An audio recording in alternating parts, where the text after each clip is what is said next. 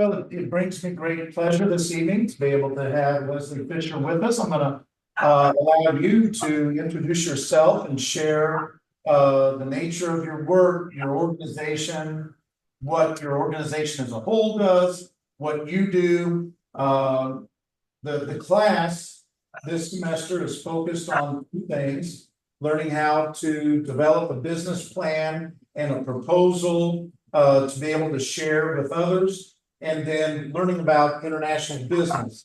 And so to this point, we've looked at Asia a little bit, and we'll progress the rest of the summer through some of the other geographical areas around the world and some of the interesting things about that. But we're very glad to have you with us and look forward to hearing what you had to share.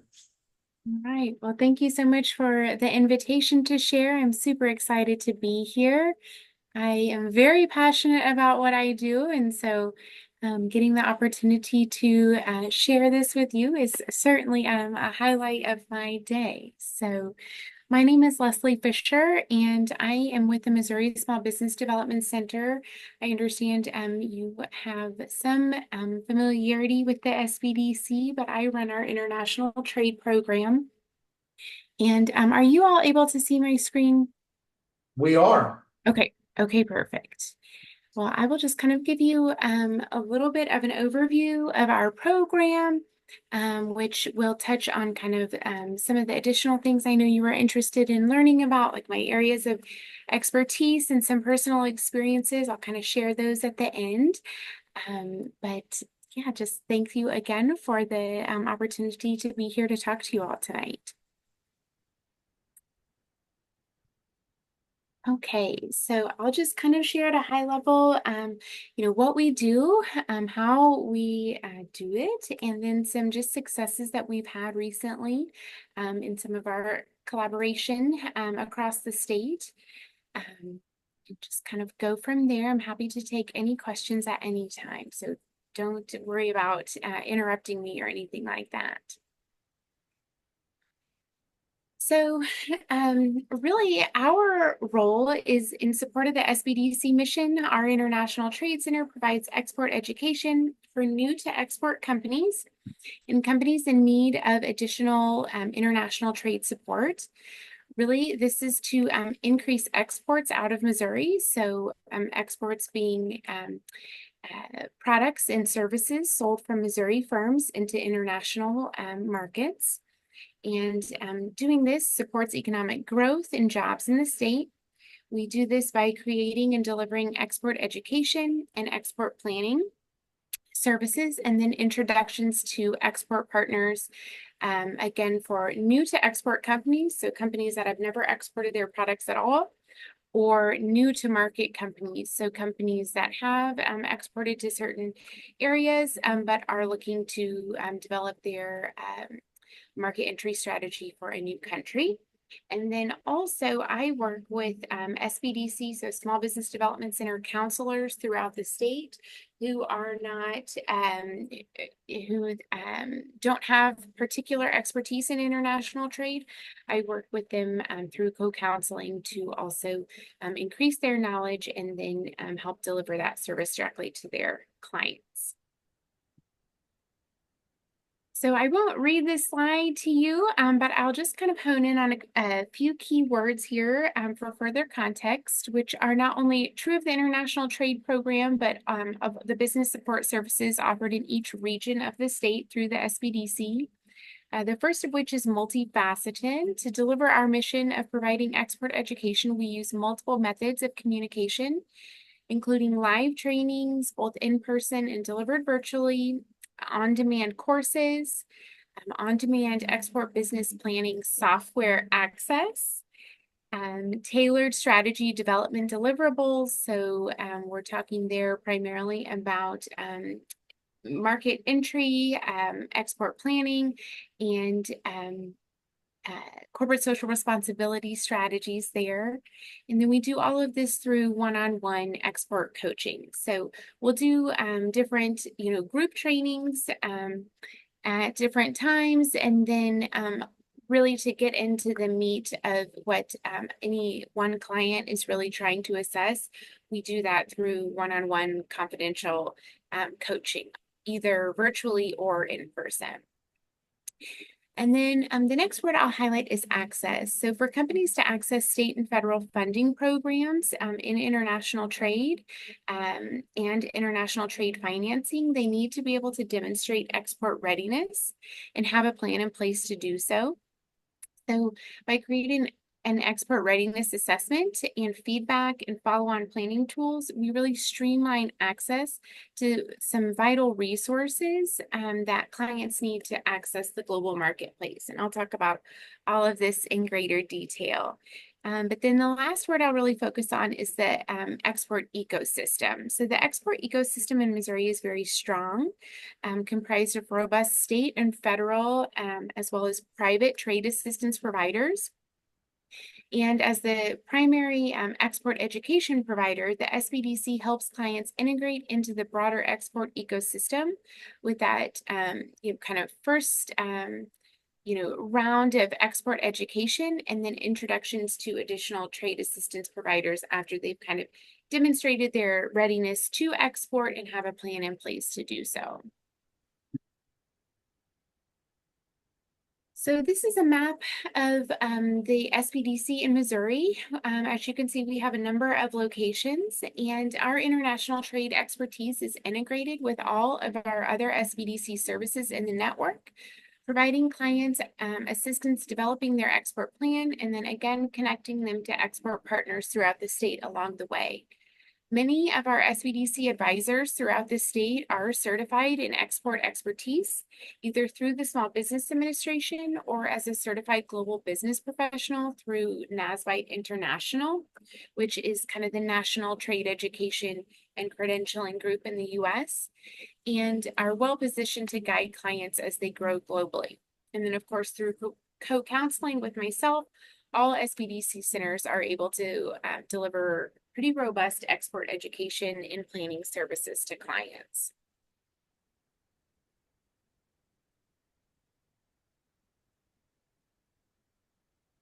So how we kind of begin is with an export readiness assessment. When a client is interested in utilizing our services, we will have them take a robust export readiness assessment. It's offered online. And then we really tailor our educational focus on that company's various state of export readiness. It's kind of a cursory tool to get a better understanding of what domestic business counseling needs are still necessary to prepare a company for international expansion.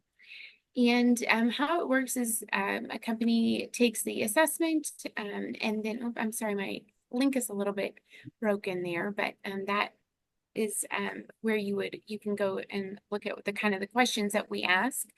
And then depending on how a company has answered, I will work with their local SBDC team to review each response and provide feedback, strategies, and resources to help them in their export strategy development. And then we kind of use that as a kickoff to all of our one-on-one coaching from there on out. And then we are a state trade partner with NASBITE International. And so by being a partner, we get access to tradepassport.org, which is just basically kind of a rich on-demand online export curriculum available at no cost to companies for the first 20 export tutorials. And then after that, if a company were to watch more than 20, it's $149 a year, so still pretty accessible. But that is kind of our on-demand international trade kind of export offering. If there is a certain topic that a company doesn't know about that they'd like to learn more about, or when they are developing their export plan, they're finding that there's a certain area that they really kind of need to dig in deeper. This is a good partnership where they can really access a lot of information at no cost, really, for quite a while in their development, and then after that, still pretty reasonable. So that is our partnership with tradepassport.org. We also provide market reports through Euromonitor Passport, which is a paid subscription service giving us access to global, industrial, economic, and consumer reports. It's a really robust database, and we can get pretty granular information to companies, that are, really just trying to decide where they would like to, begin to expand internationally, if they'd like to really dive in deep on a certain market that they already have in mind. There's a lot of information that we can pull from our Euromonitor Passport subscription. Vertical IQ is another market research partner provider that enables us to provide sector reports covering current conditions, industry structure, how firms operate, global perspectives, underwriting risks, industry trends, industry forecasts, working capital needs. Many different things are covered in our Vertical IQ report. So we kind of use this to kind of begin our market research in international trade, which is key when companies are developing their export business plans. Oops, sorry.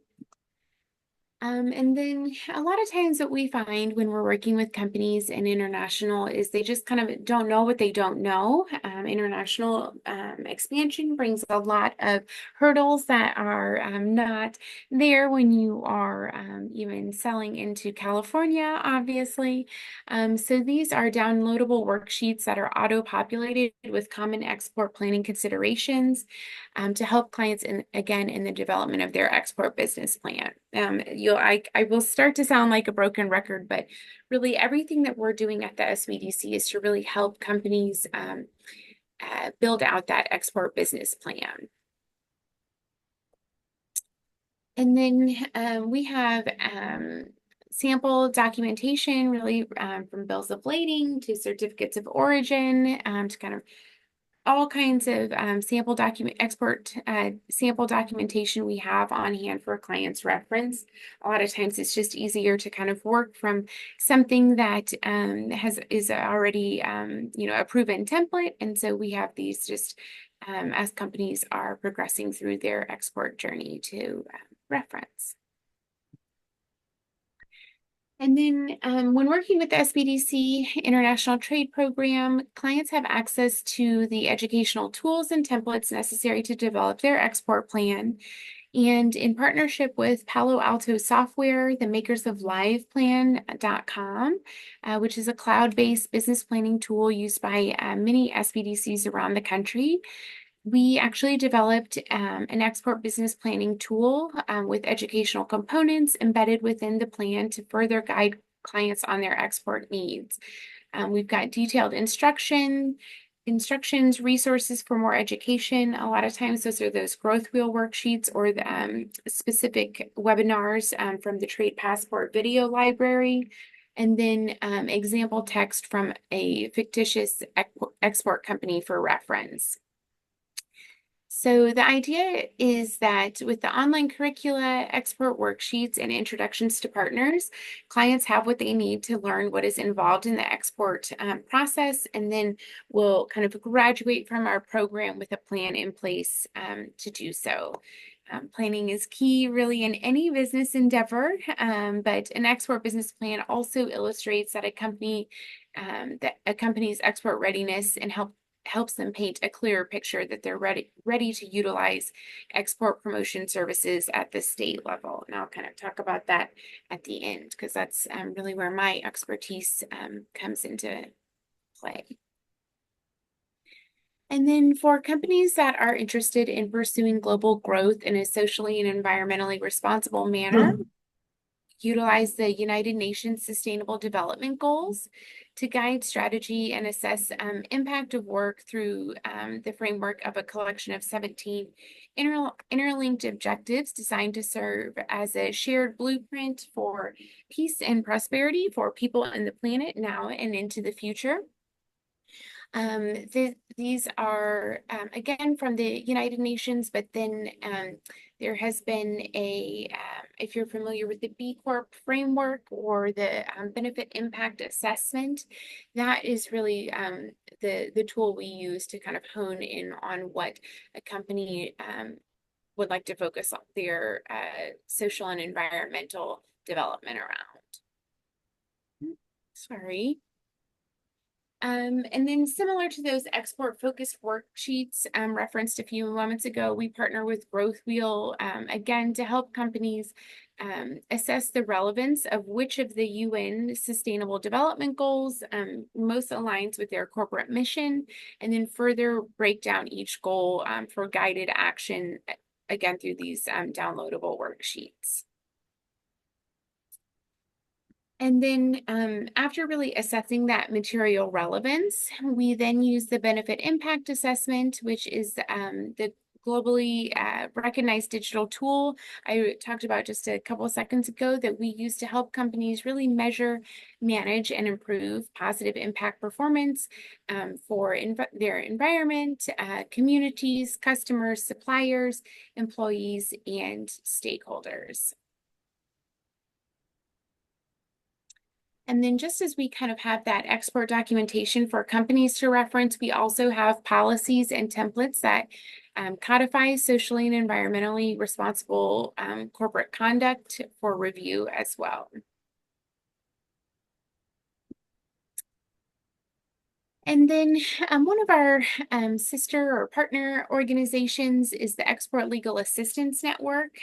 This is a program between the Federal Bar Association and the SBA, the Small Business Administration, which is essentially kind of low cost or no cost access to international trade attorneys across the network that will provide 1 hour or like an initial legal consultation free of charge for companies that are beginning to export.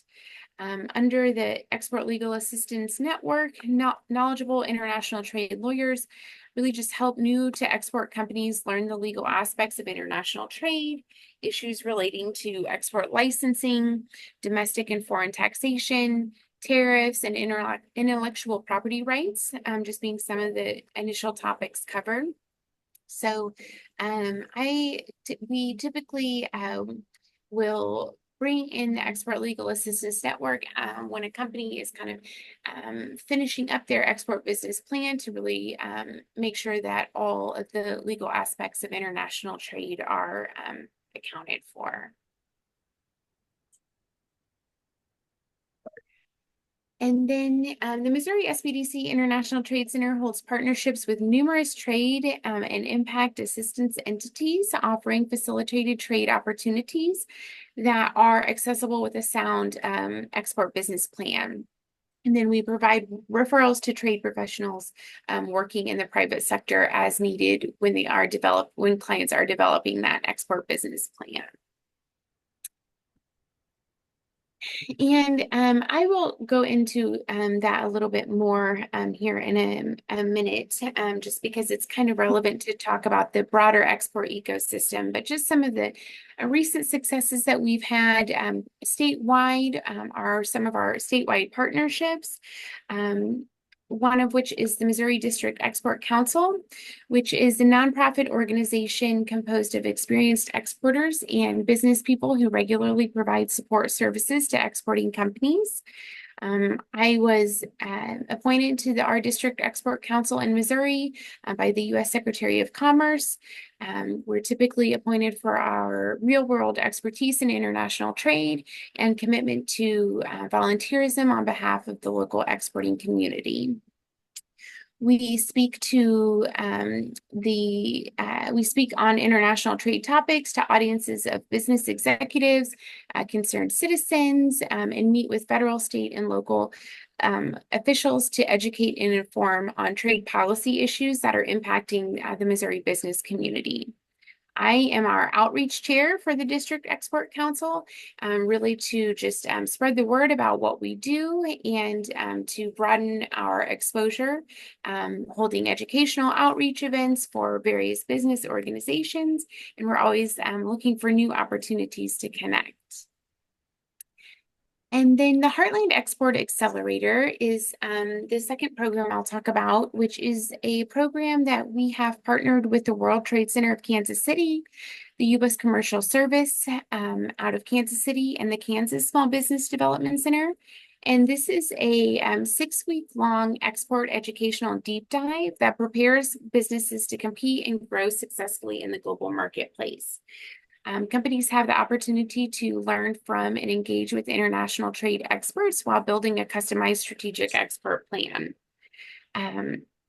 It is delivered virtually, and it is around $500 for a company to participate, but those fees are eligible for reimbursement through the Missouri Department of Economic Development. So they can get half of that back into your pocket. And then I'll talk a little bit now. That's kind of our formal overview of our program, which you please, if you have any questions about anything that I've gone over, just don't hesitate to interrupt me here. But then I know you also kind of wanted to hear about my own experiences with international business. So before joining the SBDC, I was with the Missouri Department of Economic Development on the International Trade and Investment team. And then after that was with the Missouri Department of Agriculture on their domestic and international team. And what those programs are in place to do is to really help bring trade opportunities to Missouri companies. And so what that can look like is hosting outbound trade missions. So where we take Missouri companies to a foreign market and set up meetings with vetted and interested foreign buyers, or where we are bringing foreign buyers to Missouri to kind of do a road show and introduction to Missouri companies on to really facilitate those trade opportunities. And one of the things that my former boss, whenever I was at Economic Development, really saw as an area of opportunity was for a more robust export education. So companies could really knock those opportunities out of the park for before bringing the trade opportunities to Missouri or taking the Missouri companies outbound. So that's really where our program comes into play.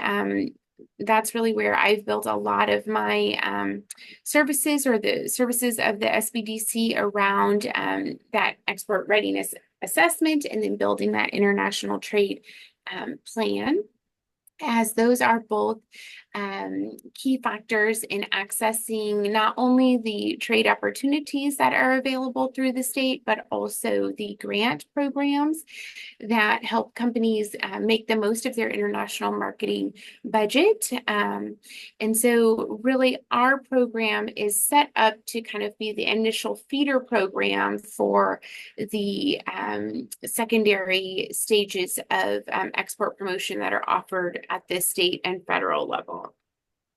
My areas of expertise, being that I was at the state level, are really economic development across the state, and global corporate social responsibility strategy development, for really focused on that global expansion. A lot of my personal experiences are around trade development trips representing the state of Missouri, all over. I got to go to Dubai and Paris, Seoul. I was in Colombia a number of times. Took some trade trips to the Philippines and Taiwan, and quite a bit into Southeast Asia. So that's a little bit of background about me. I know I kind of went pretty quickly, and I know you try to cap between 20 and 40 minutes, or excuse me, 40 and 60 minutes, but I know we're getting a little bit close. So if there's anything you'd like me to go in a little bit deeper on, I'm happy to do that. Yeah, I have a few questions and then I'll open it up to the students. We will have your colleague from here in Springfield come and share with us, I think maybe next week, Crystal. But would you be so kind as to share a little bit about where does the SBDC get its funding? Sure. Yeah, so our primary funder is the Small Business Administration, and then we have various host organizations throughout the state. My host organization is MU Extension. Great. And how large is the office? How many people are there with you kind of in your either in your office, you were Region 1, Springfield was Region 8. You know, usually how many people are working at those kinds of offices? That's a good question. It's typically correlated just with the size of the market. I'm in a pretty unique position because I'm one of the only statewide roles. So my office, I'm out of the lead center. It's our state director, some administrative support, our associate state director, and then myself at this time. And then our regional offices really vary. Our Springfield office has a pretty robust team, Yes. as you would imagine, being at one of our larger markets. Let's see, you're putting me on the spot. Let me see if I can That's all right. remember No, that's okay. exactly. But we've got a really strong team in Springfield. We have our director, Crystal, who will be talking to you. Our growth program is out of our Springfield office. That is facilitated by our consultant, Lance.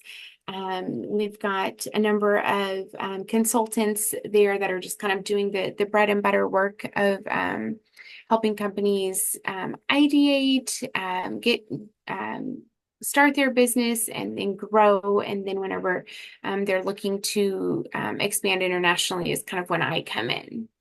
Okay. And in your role with companies that want to begin exporting, how many companies is your office usually helping at any one time? That's a good question. It's hard to say exactly because, like I said, I kind of provide overall direction, and then our consultants are really going in and doing a lot of the individual meetings. But like I'm just trying to think right now, we've got about 50 companies that we're working through their readiness assessments with now. And that a readiness assessment, it's going to take varying amounts of time. Some companies just have a couple things that they need before they're ready to go internationally, and then others have quite a bit of support that they are still needing. So that time really kind of varies. Yeah. And in your work with organizations, I mean, are there certain types of industries that you find are wanting to export more, or is it really very varied with a lot of different kinds of industries? It's pretty varied. A lot. So like if you look at our top export categories in the state, it's a lot of transportation equipment, chemicals, value-added food, beverage, and feed.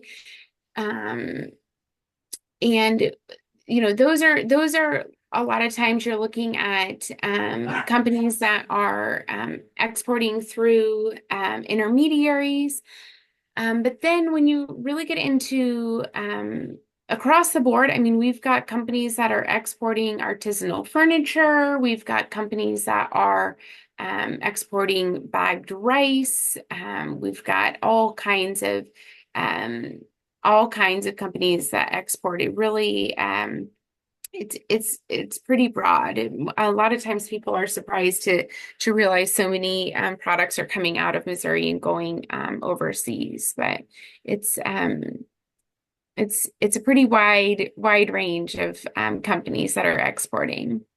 Neat. I appreciate that. I have just one last question, then like I said, I'll open it up. And you used an acronym of an organization, like NASBITE.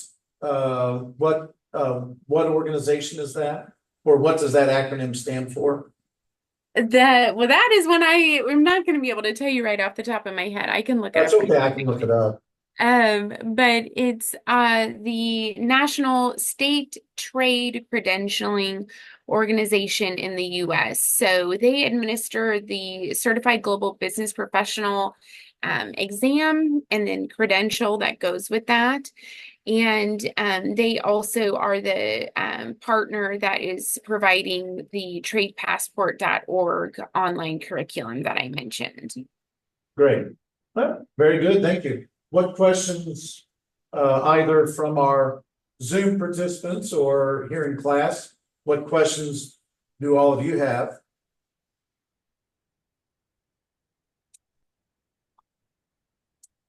I know that you talked about how you've traveled all over for the exporting, but does it seem like there's one particular geographic region that's more popular with Missouri exports?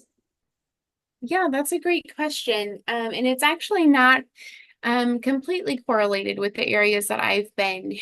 Canada and Mexico are our strongest export partners, as you might imagine, with both proximity and the USMCA trade agreement. And because those are fairly robust and established trade partners, those are actually two of the markets I have not been to for work. Where a lot of times, the places where I was going, like in Southeast Asia, it was all very much focused on expanding agricultural exports there. But there, whenever I was with the State Departments, my focus was more on either assisting companies that were attending a trade show in those markets. So that's kind of where, the bigger cities, Paris and Dubai. I was attending the Paris Air Show and the Arab Health Trade Show with a contingent of Missouri companies. And then the other places that I would go were more representing Missouri agriculture or manufactured product for trade development meetings. So a lot of times it was not an exact, those were kind of more of our emerging markets where we were looking to further develop trade trade relations.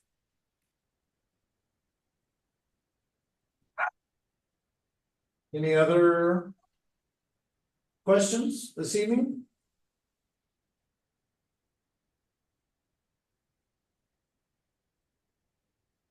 Well, it's a real pleasure to get to meet you in this fashion. I hadn't told the students that this is the first time I've had to be able to present to this class, so I'm very grateful for that, and I thank you for your time. I can see why they had you in the outreach position that you're in, and we thank you very much for the time together with us tonight. Thank you very much. I really enjoyed being able to share and wish you the best of luck with your class. Thank you very much. Have a wonderful evening. You too. Yes.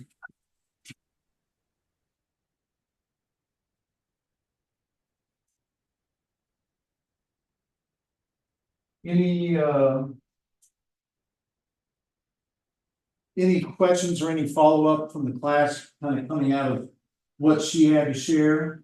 I had just a few things that I was going to mention, but anything? As I said there at the end, she's really the only guest that is new this summer. I was unaware that the small business development group had someone who focused on international So was very glad to be able to bring her in. One of the things I wanted to go back to, food for thought for your next, I know you're all going to be making presentations tonight on your first business plan, but on the group business plan, really one of the only differences from the first individual paper to the second group paper is in the second paper, you have to have an ethical component.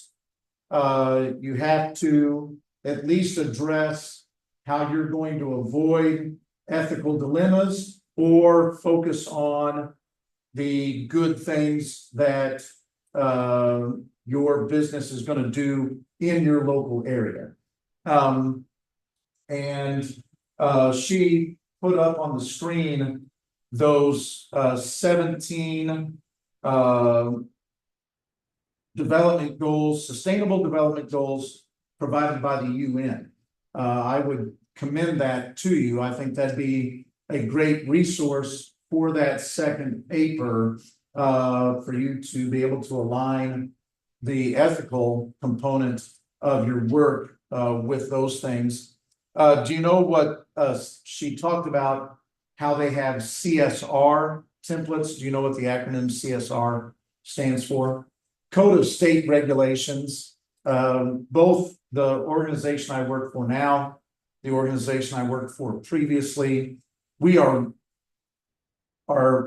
just like the CDBC. The money is put up by the feds. It comes through the state. And because the state receives it first and then passes it on, you are governed by certain codes of state regulations. So I just thought she used the acronym. I thought I'd let you know what that stood for. And then she talked about working for the Missouri Department of Economic Development. Their acronym, and their email addresses and everything, it comes across as MODET. And so I just always laugh every time I got an email from the Department of Economic Development, because it came from MODET.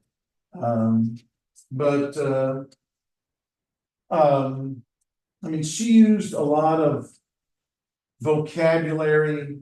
I think she assumed a certain level of knowledge on the part of all of us that I'll admit that I didn't have. You know, I mentioned there is a local CDBC right here. It's right on Jefferson. It's at the E-Factory. And the director there is going to be with us either next week or the week after. And her presentation is much more accessible. Like I said, first time I've had her present, and given her role, thought it would bring value to the class. So, but anything else coming out of her presentation? If not, we'll get started with your presentations. Teddy and Taylor, do you want to go toward the beginning here, or would you prefer to go toward the end since you're in the Zoom world? I'm fine with going first if I need to. That works. Me too. I'm good with that. All right, we have two Zoom presenters this evening. I have two presentations from Danielle and from Angela. Beth contacted me. She has been doing a basketball camp this week and has lost her voice. I'm losing my own voice tonight, so I'm glad everyone else is presenting. And so she will record, and we'll probably watch that either Wednesday or next Monday once she has voice. But Teddy, I will make you a co-host so that you can share your screen. All right, sounds good.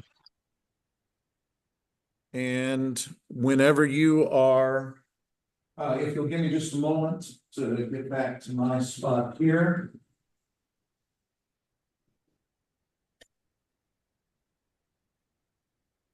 Can you see that pretty well? We can. Okay, perfect. Just let me know when I'm ready to go.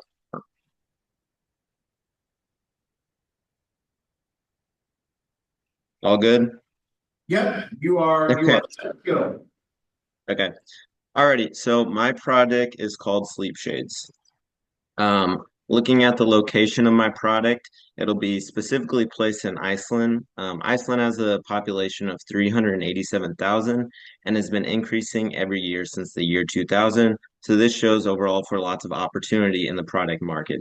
Iceland's generally known for their great scenery, including volcanoes, hot springs, mountain, and northern lights. Looking more specifically at Reykjavik, Reykjavik accounts for more than half the population of Iceland and is the biggest tourist destination. So that's why this will be the main reason or main region I'm focusing on. So now looking at the problem, it stays light outside 24/7 during the summer in Iceland, and tourism is the biggest economic factor towards GDP in Iceland. So what does this mean? Well, Iceland expects over 2.4 million tourist arrivals this year, with longer stays in the summer and steady increases in the upcoming years. I was one of those tourists, and not only was I not adjusted to the time, but I couldn't adjust to the light, being light outside 24/7. And so I realized I can't be the only one with this problem. So that's why I came up with a solution called sleep shades. The sleep shades include blue light blocking lenses, which blue light can suppress melatonin and negatively affect your circadian rhythm, which overall affects your sleep and wake cycle. Also, we included sunlight protection, which that's just more so to block out any light and make it seem as if it was dark outside. And then something unique is our pressure point temples, which is on the arms of the shades. And so there'll be a pressure point that digs in right below your earlobe. And when pressure is applied to that area, it can treat anxiety, insomnia, and headaches. And the specific name for that is called OnMade. And so the overall goal of these glasses is to help you adjust the time and light and brightness outside and overall fall asleep faster. If we can get these shades into the tourist's hands who aren't adjusted to the time and light, they can spend less time worrying about getting a good night's rest and more about the scenery and gift shops they'll visit. This is not only a benefit for tourists, but a benefit for the country because it can result in bringing in more money. Now, looking at my leadership team for this, there's kind of four key areas we'll cover just because we are a startup company. The first being a project manager, which understands all the aspects of how a business should run and oversee everything. Next would be financial managers. These are people who are knowledgeable in projecting revenue forecasts and understanding the market in terms of pricing and cost. The next would be technical experts. These are people who have a history of eye frame and lens development and can turn our idea into a physical product. And then the last would be a marketing and sales team. They would make our product known and work on strategies to partner with notable people and companies to overall boost visibility more. Within this specific leadership team, I would like to bring along friends and family in this process because the key to a good leadership team is trust, and I can have that if I know who I'm working with. Now, to make Sleep Shades widely known, we will need to market in a way we can reach a wide audience, and we will do this by focusing on social media. Within these three social media platforms, we'll create accounts posting every day about the product in terms of benefits and where you can purchase them. A big reason why we're focusing on social media is because social media is seamlessly free. So that's kind of why it's our main avenue. However, we will put some money into social media as we will try and partner with some social media influencers. We'll reach out to both travel influencers who have been to Iceland or plan on traveling there, and also reach out to influencers who are actually from Iceland. So this can show that people in Iceland that these glasses aren't just for tourists, but it can work for anyone that wants to get a good night's rest. Here are some examples of people we try and partner with. If they were willing to partner with us, we would provide not only the shades, but compensation and set up a schedule for how many times they must post about our product. We would usually reevaluate around every 2 months to decide if we want to continue our deal with them based on our sales. Once our company grows big enough, we would look into actually paying someone to go to Iceland and promote, so we have a specific date for when they would be promoting that. Now, another form of marketing, this is more so into the future. It would be hotels. We would first need to gain traction and make a name for ourselves because hotels probably won't want to partner with an unknown sleep product. The reason why we would focus on hotels is because in the capital region, there's 66 hotels, 39 independent hotels, 10 chains, with the biggest chain having 910 rooms, which shows there's lots of opportunity there. By partnering with the hotels, it would be the easiest way to get our product into the consumer's hands, as the majority of tourists will be staying at hotels. To specifically market there, we would have a pamphlet on their bed when they arrive explaining what the sleep shades do, and if they're interested, they can go to the main lobby and purchase them. Hotels can be very important towards the success of sleep shades because we need people to recognize that not only is there a problem with sleeping at night, but more importantly, there's a solution. So in terms of selling our product, you'll have many different avenues to purchase them. The first would be a website that's embedded in our social media pages, as well as our influencers, including a link or mentioning the URL in every post they do. The second will be gift shops. In downtown Reykjavik, there's several stores on almost every corner, which makes sense because, as mentioned, tourism is the biggest factor towards GDP.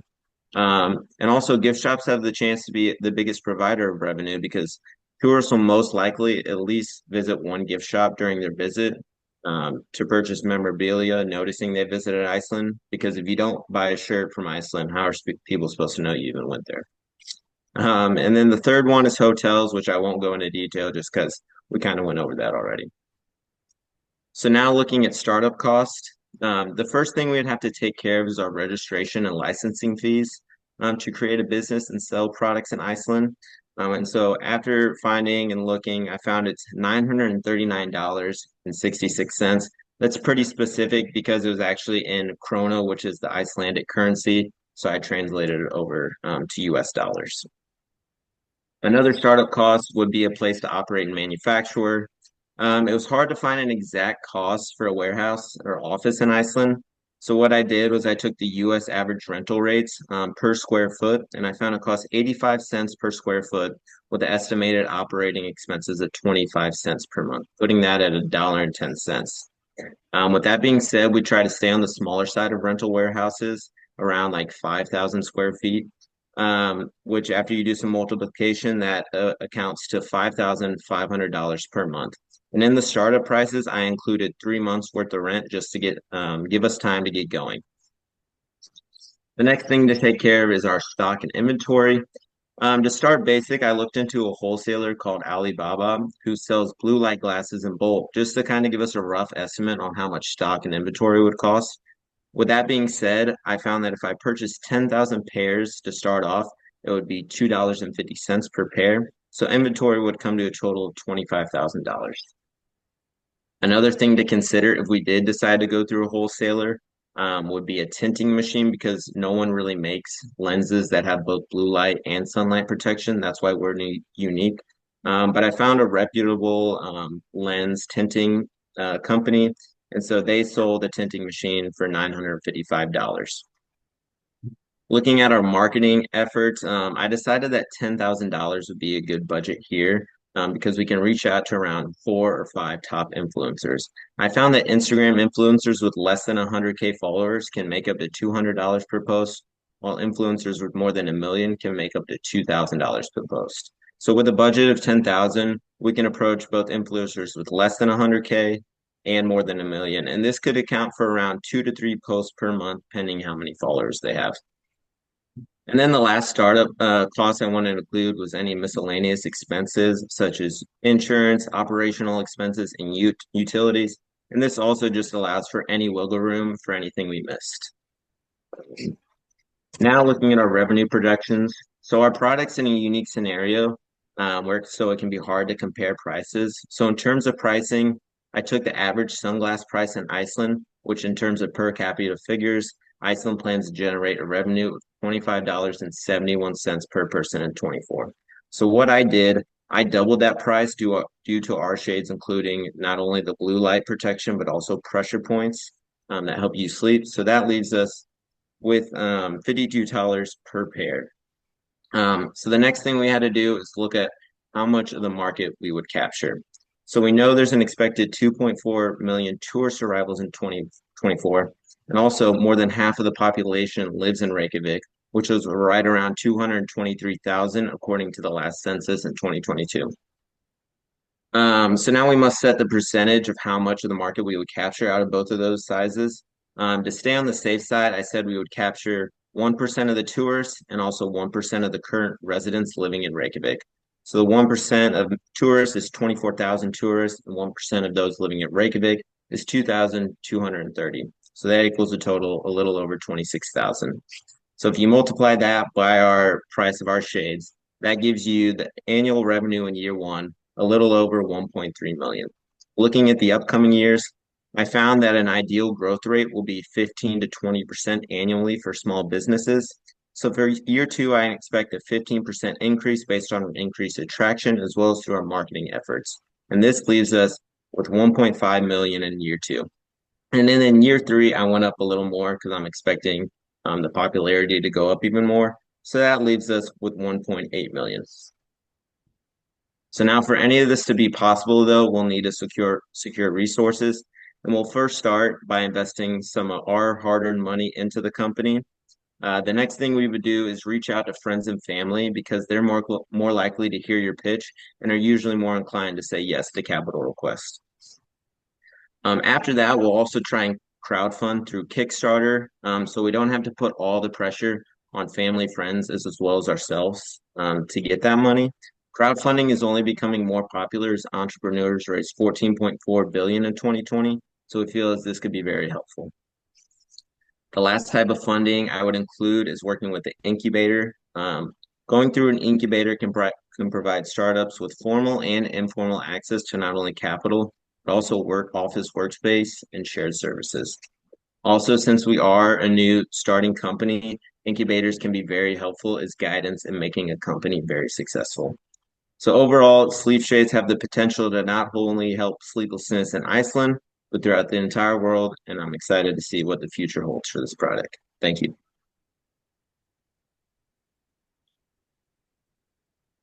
Yeah, it's very good. You know, good for you if you can work with your family. I'm not for sure there are very many members of my family I want to work with. Within your so do you have members of your family who would be able to specifically fill some of those roles that you mentioned, the project manager, finance manager, technical? Financial wise, I do have people in my family that specifically do that. So I'd be able to cover that as well as the marketing and sales portion. I would obviously be the project manager because I'm getting an MBA and I'm the one who came up with the idea. And then the only thing we would probably have to outsource is probably technical experts because I don't know anyone specific that makes that, but that would probably be the main thing. But yeah, we kind of talked about it in class, how trust is very important, and that got for leadership and working with teams. And so that got me to thinking if I were to work with friends and family, you can really have that trust and you could be successful. I mean, there's benefits and there's negatives to working with friends and family though. So Yes. Then you mentioned startup costs. How long are you anticipating the startup to take? Because I have a follow-up question, but how long do you anticipate? To raise all the money, is that what you're saying? Well, just how long is it going to take you to start up? Do you Right. I mean, I kept it pretty basic, so hopefully not too long. I would say like 6 months to get everything in order before we start actually selling the product. That hopefully gives us enough time to get up and running. So that's what I would say for that. Okay. Yeah, because my concern, or at least my question, you had your startup costs. They didn't include any salaries. Yes. So I was wondering how you and the rest of the team are going to live for 6 months. Right. So I included that in the paper because I Oh, obviously knew that okay. would come up. The but I no, I'll go into it. Basically, what my idea was behind it, we are a startup company. We don't really have any money necessarily that we're making. So I said part of bringing the friends and family along, they have to understand the impression that this is a risk you have to take if you want to start a new company. So you're not going to be making money right away. Hopefully, that's part of joining this company. We're not going to be making money right away, but that's a risk you have to take. So hopefully, in the future, you're making a profit to where you can do those employee salaries. That's why I didn't include it in the startup cost, just because right away we wouldn't worry about that. Yeah, I just had wanted to just kind of see what the plan was, Yeah, how long startup would take, and everyone's coming in kind of having to self-fund until things are up and running and that's my main idea behind it. Yeah. okay, all right, very good. Any other questions from the class?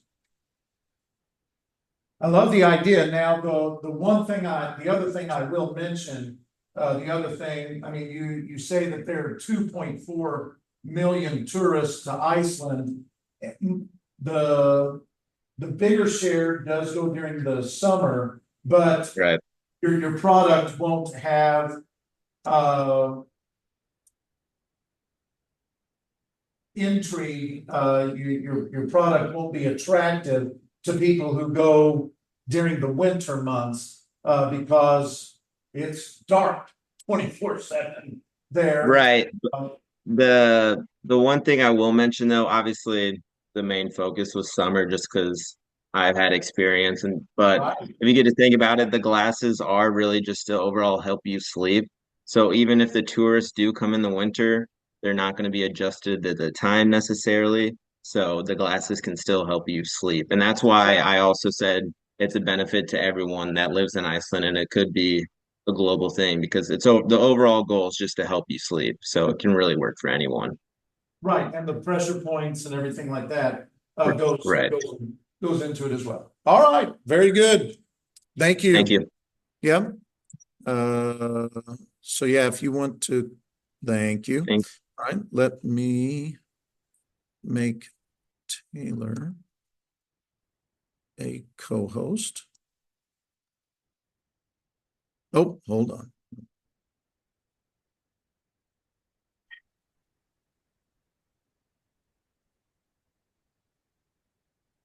Hi, Miss Taylor, you should be able to Oh, share things there.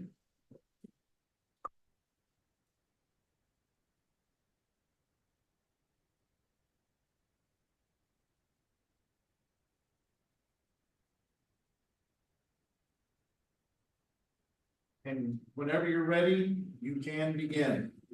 okay.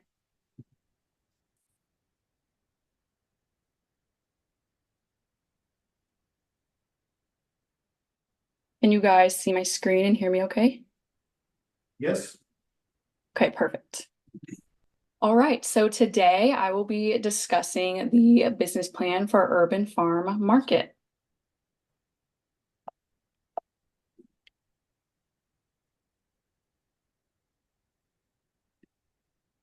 So this is just a quick overview of what this presentation will consist of. So we'll start with the executive summary, marketing positioning, product positioning, network positioning, competition, customer benefits, operations, required funding for the startup, revenue projections, risks, and then status, traction, and financing, and then the ask. So the executive summary. So the team at Urban Farm Market recognized a problem. So due to the population growth, it was difficult to access affordable local produce in urban areas. So innovative companies are very much needed. So food production will need to increase by 69% by 2035, and vertical farming solutions are more productive than traditional farming methods. Water scarcity is another issue impacting food production. So global water demand is set to increase 55% by 2055. And vertical farming techniques that the company uses 95% less water than traditional farming methods. And then arable land loss and urbanization significantly impact the amount of farmable land, especially in Japan because it's a very urban and geographically small country.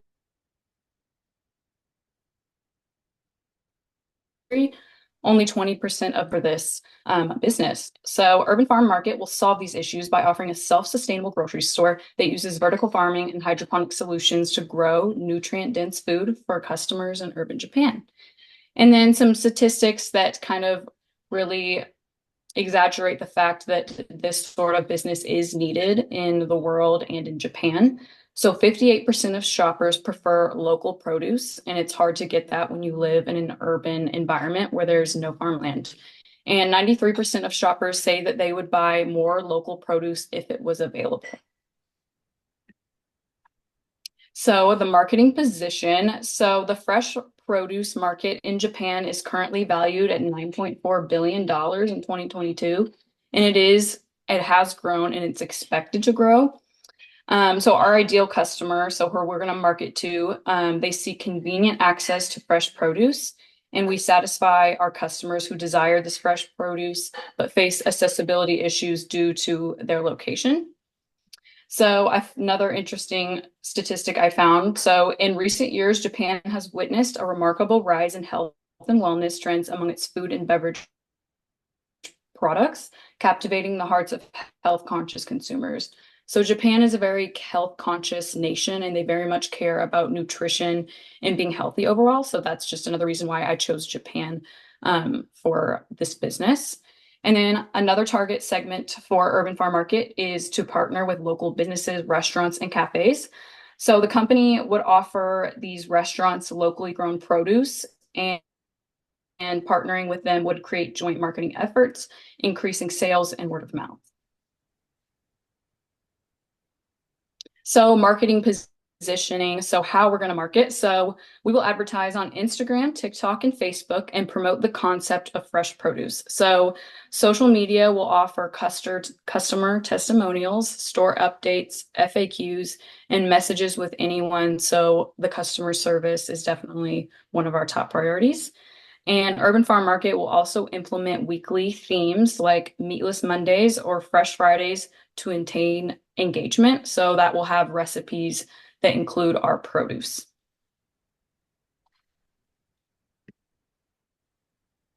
So product positioning. So the big question is, how will Urban Farm Market address accessibility and sustainability issues regarding locally grown produce in urban Japan?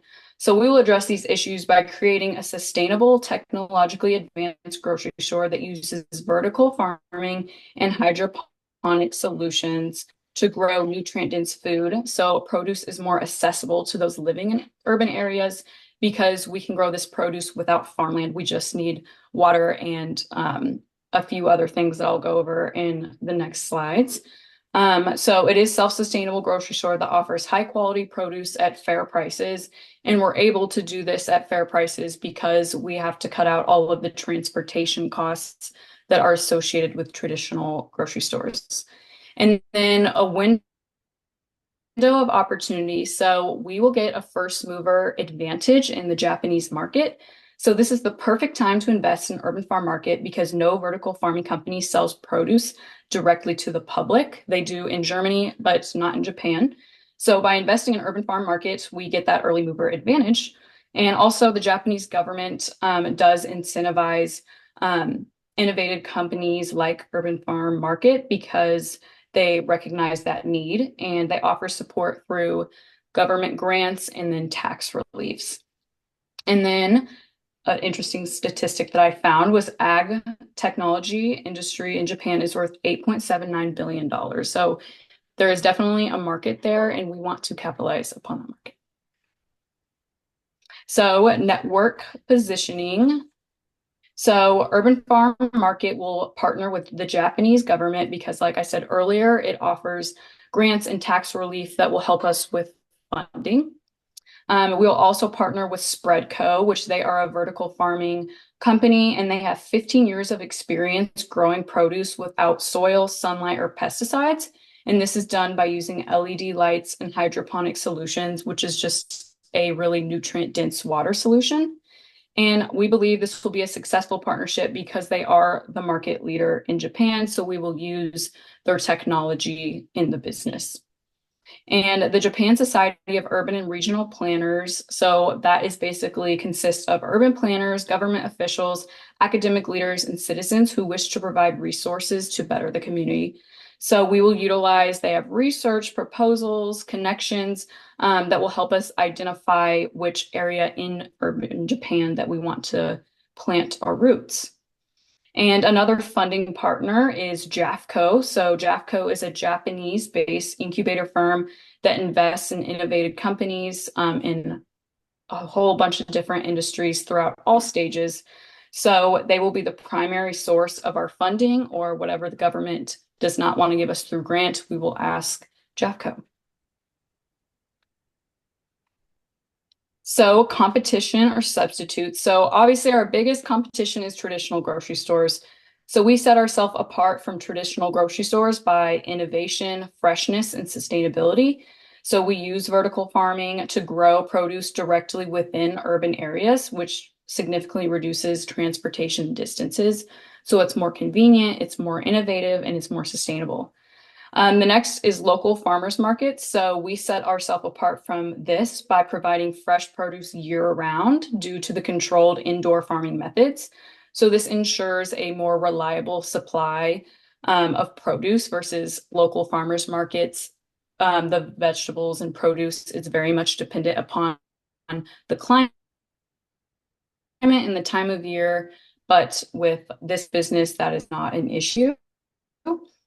Organic health food stores. So we are just more technologically advanced, and we have that sustainability mechanism with those stores. If they don't sell produce, it just rots on the shelf, versus us. It has a much longer shelf life because it is basically you're shopping from the plant. And then last is home gardening. So at-home gardening is subject to weather conditions, space limitations, and individual expertise. So we definitely have the advantage with home gardening. So customer benefits. So Urban Farm Market will sell grown produce to Japanese citizens who want access to local food, but it's not feasible due to their location. It offers consumers high quality, nutrient-dense food that is sustainable and convenient. And then operations. So we are going to talk about the leadership team. So we have a CEO, a COO, CTO, CMO, CFO, and CSO. So the Chief Executive Officer is going to be in charge of strategy and agriculture technology experience.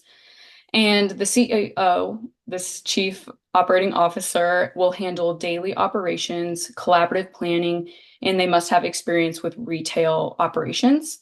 And then the Chief Technology Officer must be a proven innovator with experience and expertise in vertical farming.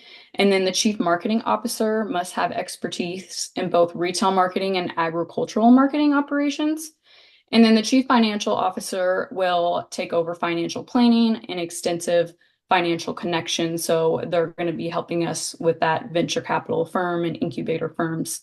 And then the Chief Sustainability Officer, so they are going to have a lot of knowledge in sustainable agriculture methods and regulatory restraints. So they're going to keep us updated on what's the best technology. And then CIO, Chief, they will have experience in managing technological infrastructure. So next is the funding. So as you can see, the total cost is just under 10 million, and this is just the initial startup costs. And like I said, we plan on getting this total capital requirement covered by government grants and incubators. So revenue projections. So this is the revenue projection for iFarm, which is a very similar company in the United States that basically does vertical farming and then they sell out. So we're assuming the same revenue projections as iFarm. So according to these projections, investors and stakeholders will be paid back within the first initial year. So they opened, I believe, in 2019, and then the 2 years later, they made 4 million. Then the year after, they made 13 million and 54 million. And obviously, 2024 on is just a projection, but we assume that we will do the same amount of revenue as this company because we're very similar, have the same ideas, and yeah. So next is risk. So financial investment risk. So obviously $11 million is a lot. So we're going to mitigate this risk by market research has deemed agricultural technology as a growing market. So we know that it's going to grow and make money eventually. So we will get a positive return on investment. The next is hiring and retaining talent. So we must be diligent about hiring trained professionals with expertise in that area. That is a critical factor in success of any startup. And then another is regulatory risk. So we have chosen Japan because the government is so supportive of startup businesses. So regulations are usually in our favor. So the next is potential market expansion. So if all goes well, Urban Farm Market would like to open up a restaurant. So we hope to expand into the farm to table restaurant market and use our produce to basically give to the restaurant to make fresh food for everybody. And then financing. So we plan to get our financing through government grants and the JAFCO Incubator and Venture Capital. And we hope to secure funding by the government grants and JAFCO from about 3 to 6 months because that's how long it takes to construct a vertical farm. So that leads me to the next point, which is the minimum viable product should be up and running within 3 to 6 months. So I have to ask you all a question. Do you want to revolutionize the food system? Do you want to combat food sustainability issues?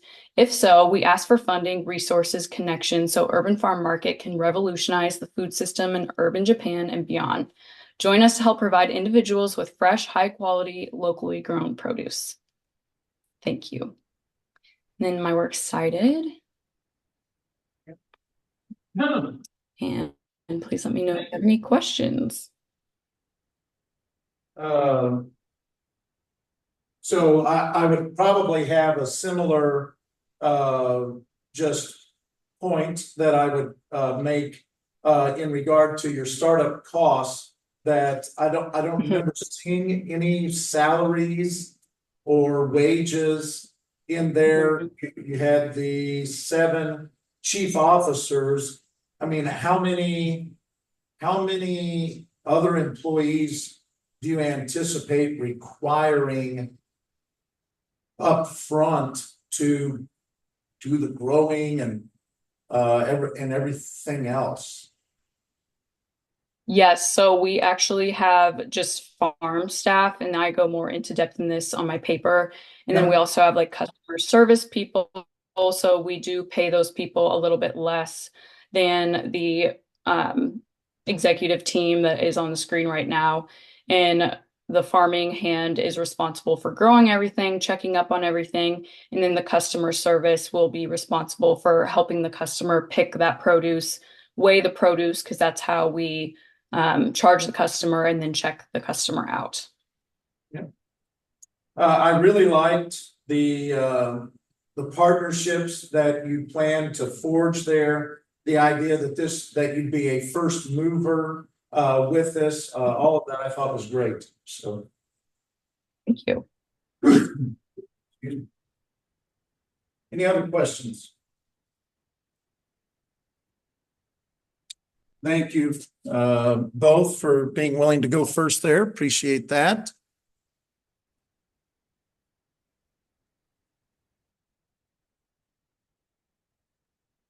All right, who would like to present from the group here?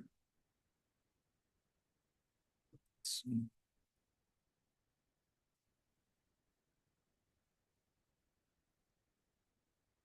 Oh, hold on.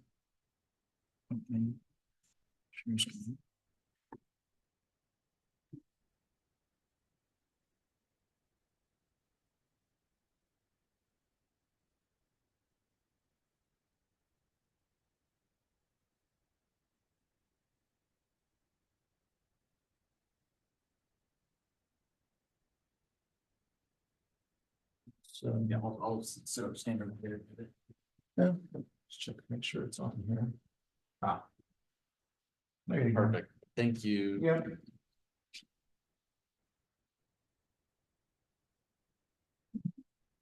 All right. So my product is based in Norway, 100% American made, and ultimately breathe easier with Nordic Air Purifier. So a little introduction to the problem at stake here. Norway, which is a Scandinavian country and known for its pristine landscapes, faces air quality challenges from local and international sources. Although it is one of the top three cleanest countries in the world, it doesn't have air quality that matches that standard. So despite all the efforts that we have placed on Norway, indoor air pollution remains a concern affecting public health. So right here, you can see the nitrogen dioxide levels right here. They are not spiking currently, but they're not going down. So they keep going up. The main reason is what you see right over here. When you think of Norway, what do you think of this in terms of energy? Do you think of like solar panels and wind? Because that's definitely true. Solar panels, wind, clean energy is a huge part of Norway. However, during the winter months, you can't use a solar panel. You can't really use wind turbines because the wind is just not there during the winter time. So coal is the alternative. So this contributes to a lot of the pollution that we see in Norway today. So air quality challenges in Norway. Overall, the challenge is close proximity to high pollution countries in the south, in addition to local traffic, and of course the coal-powered plants that heat the country during the winter months. So over here, we can see three different maps. One over here showing the highest areas of pollution in Europe. Norway, having Oslo, Trondheim, and Bergen, some of the highest locations in Norway. And then of course, over here, we have some more countries. Norway is way down here. So although it is pretty good in terms of pollution, it's still not where it should be. Government officials want it to be the cleanest country in the world. So now introducing Nordic Air Purifier. A little description of our product is that, for a second, imagine a sleek, smart device made in the USA, specifically designed for Scandinavian conditions. It's not just an air purifier, it's your smart companion for cleaner, crisper air at home and outdoors. You can control it with using your smartphone and integrate it with Alexa, Google Home, as well as your home HVAC systems. So discover the power of Nordic Air. There are four main key features that you're not going to find in any other product on the market today.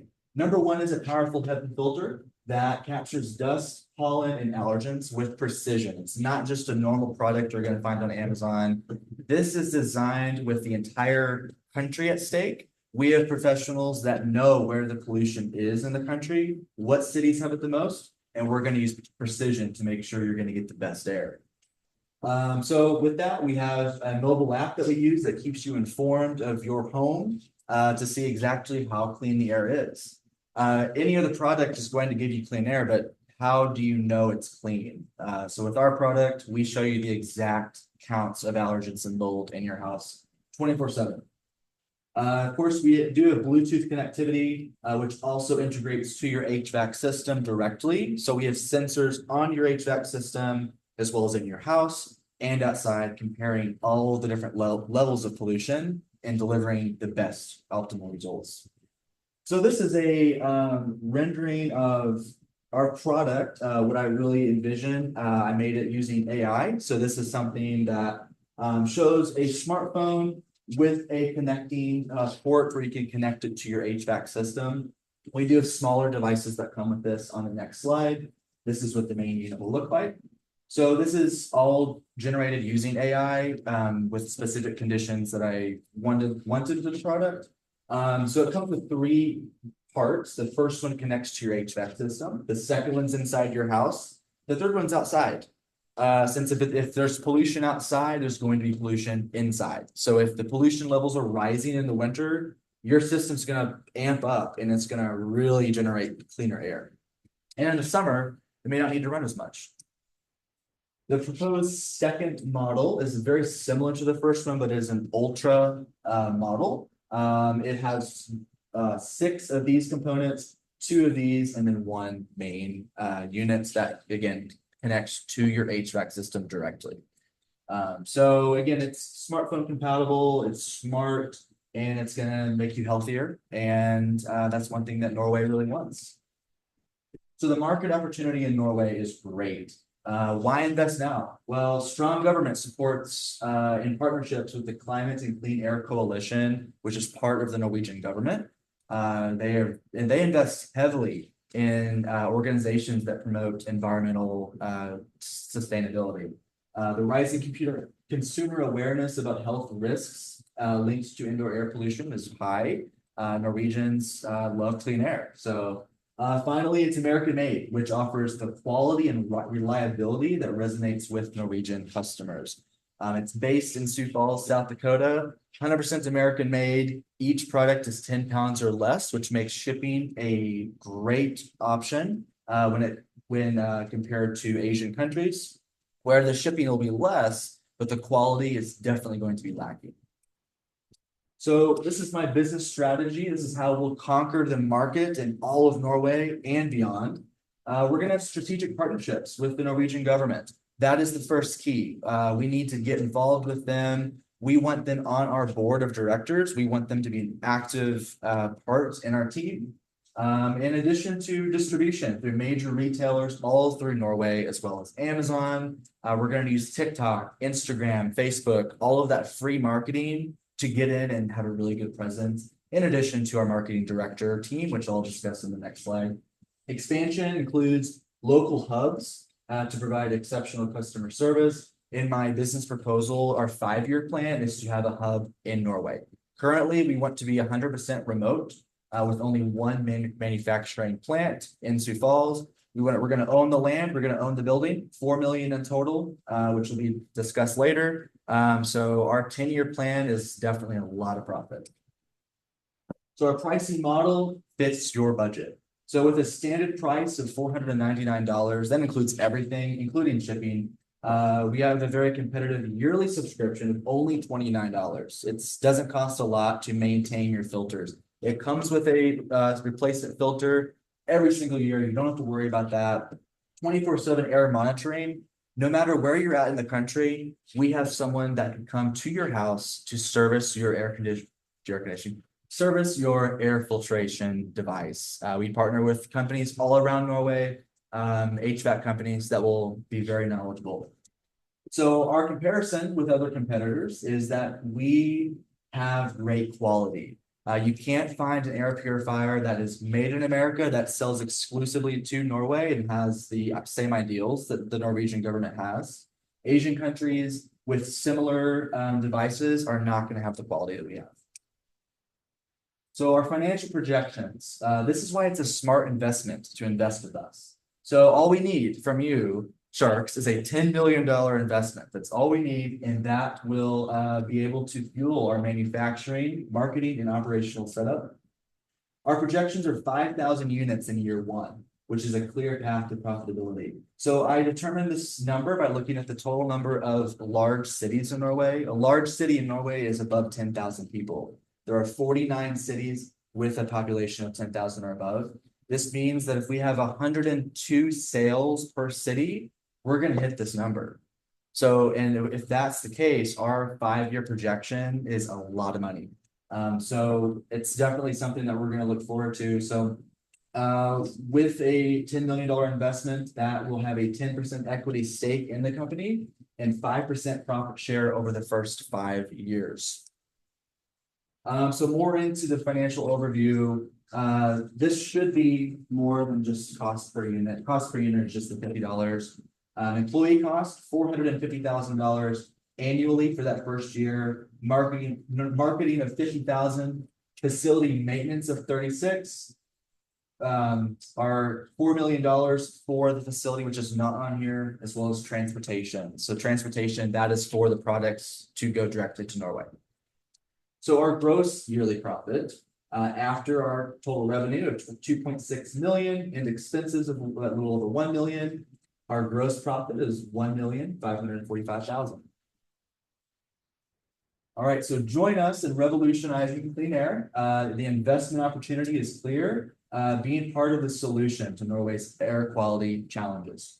You'll also tap into a growing market demand for innovative air purification technology, and ultimately you'll align your investment with sustainability goals that everyone has today, and you'll have a potential for market leadership once this takes over in Norway and all through Scandinavia.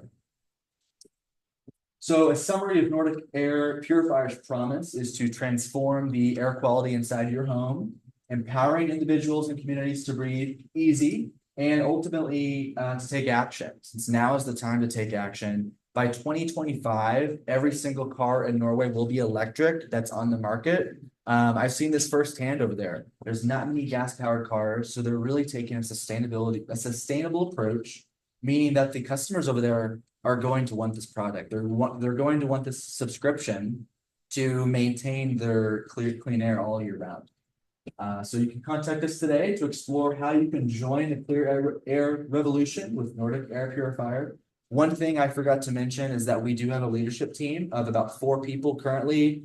We have our president and CEO, which is myself. We have our vice president of international affairs, which is based in Sioux Falls, 100% remote. We don't want any of our first year expenses to go into a office building. It's all going to the product. But we also have a vice president of sales and marketing director, in addition to our overseas partners in Norway. Thank you very much. And now I'm ready for any questions that you guys may have. Thank you. So walk me through the math one more time. So the startup is 10 million? No, that's just our initial investment. So that will cover a hopeful 5-year Okay. plan. Yes. Okay, that's, yes, that's. Yeah. I was just trying to figure the math in my head there, and that's what was not adding up. So the 10 was to cover the first 5. Yes, and the return will be much more than that. Our first year of 5,000 sales, we anticipate a 25% increase by the 3rd year. So. Okay, that was probably one of my larger questions there. And then I know you've mentioned in your elevator speech, or seems like you talked about or maybe it was in your first paper, you know people in Norway or have relatives, and they look favorably upon American-made products. I was just wondering, do you have other research that backs up how Norway views American-made products?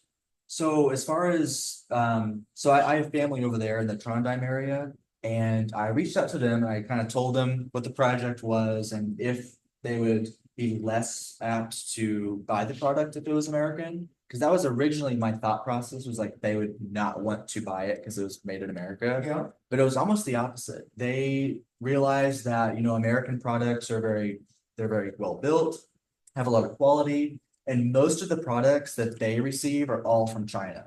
So everything they're getting is directly from China, which we kind of understand here as well. But as far as research, I didn't really go into that too far. I just know from talking to them, No. they would be interested in it. So yeah. No, I just thought I would check on that. Any other questions?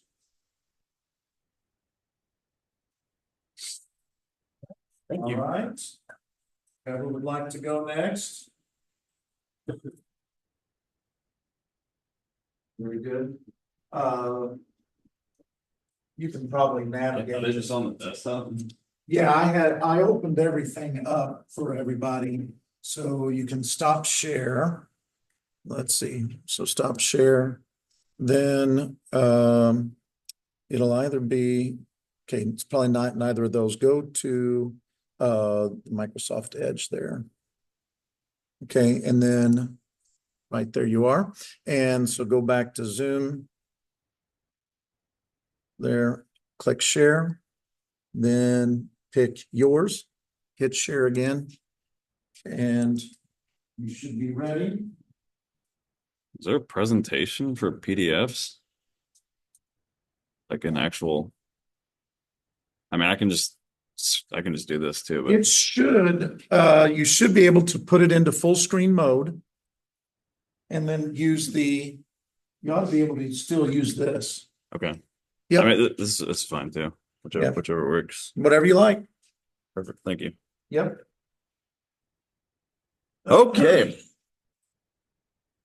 So, today I've got an innovative device that I'd like to that's going to turn the sport of cheerleading on its head that I'd like to share with you all. And specifically in regards to the great land of Canada and Canadian cheerleading. The region that I chose was Quebec, Canada. Cheerleading is undeniably the most popular in the United States, comparatively to any other country. But Canada happens to be the second country in which cheerleading is the most popular. So I chose the province of Quebec, which is the most densely populated region of Canada, just north of the state of Maine. Specifically, Quebec City, which has a population of about 543,000 people. And as you can see in that top image there are 5 separate cheer gyms in Quebec City alone. In the neighboring city to the south of however you pronounce that, I'm not proficient in my French, I apologize. There are several more cheer gyms. Through my research, I discovered that in this region alone, there are roughly 22 to 25,000 cheer athletes spread across the various gyms there. Needless to say, this is an optimal region for me to target based on the population and number of cheer gyms alone. Cheerleading is one of the most dangerous sports that you can participate in, particularly in the instance of inexperience. And I'm sure Molly can attest to this as well, having been a collegiate cheerleader and high school cheerleader herself previously. Cheerleading is largely an understudied sport, but experts suspect that the number of concussions sustained could be even as high as seen in contact sports like football, proportionally. Obviously, especially in the US, more people play football than do cheerleading. Concussions, broken bones, bone fractures, and other injuries are incredibly common within the sport. And again, they're even more likely in the midst of inexperience. In addition, to practice stunting, you have to have a minimum of at least one other person with you if you're going to be doing partner stunting, and then 3 to 4 people at least if you're going to be group stunting. And that's not including spotters to make practicing safer. Suffice it to say, practicing stunting outside of a practice time environment is nothing short of majorly inconvenient and also really dangerous in many cases. So, how can we remedy that? Well, that's where the Stunt Buddy comes in. The solution, which will be the solution to those aforementioned problems. Cheerleading athletes can now practice stunts on their own time without risking injury to a teammate or to a friend. You don't have to align schedules anymore or try to find a spotter when you want to practice. A lot of the current devices on the market are primarily for flyers or top girls to practice stunning, but not really any devices exist for bases to practice stunning. Bases being me. I know it's hard to believe that I'd be a base in cheerleading. But the few that do exist are incredibly bulky, they're unintuitive, and they're really impractical. They're usually made out of steel or some sort of alloy, which is why they're super heavy. But thanks to the wonders of additive manufacturing, specifically 3D printing, Stunt Buddy is much smaller, cheaper, and more practical than any of the alternatives that exist. So the first step in starting my business is going to be assembling a team of leaders to spearhead the efforts of the company and get things off the ground. The company is initially going to need 3 core members, those being someone proficient in financing and sales, someone proficient in marketing, and then technical design and engineering to manufacture the product. Also, plus a project manager of some sort that would be adopted by one of these 3 members. Given my background in engineering, one of these 3 roles is going to be filled with ease. Obviously, technical design engineering one.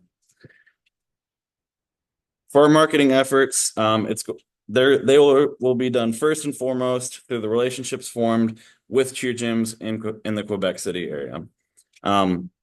It'll be the responsibility of the marketing lead to form a line of communication with those gyms in order to promote and sell the Stunt Buddy at those locations. Fortunately, I've developed quite a network within the cheer world, and have some close friends with connections internationally. I would likely onboard one of them to assist with contacting these cheer gyms and forming a relationship with them. Secondary marketing efforts will be done through social media, because these days you can't really market effectively without using some sort of digital medium. My company is going to market through platforms like Facebook, Instagram, Twitter, and TikTok. We'll create accounts on each of these platforms, as well as utilize prominent athletes in Canadian cheerleading to promote the product. We'll reach out to these athletes that are on the Canadian International Premier Cheer Team, which is the same as Team USA for the US, to offer partnerships to promote the Stunt Buddy. In return, they will receive a free stunting device and in exchange for promotion on their social media pages.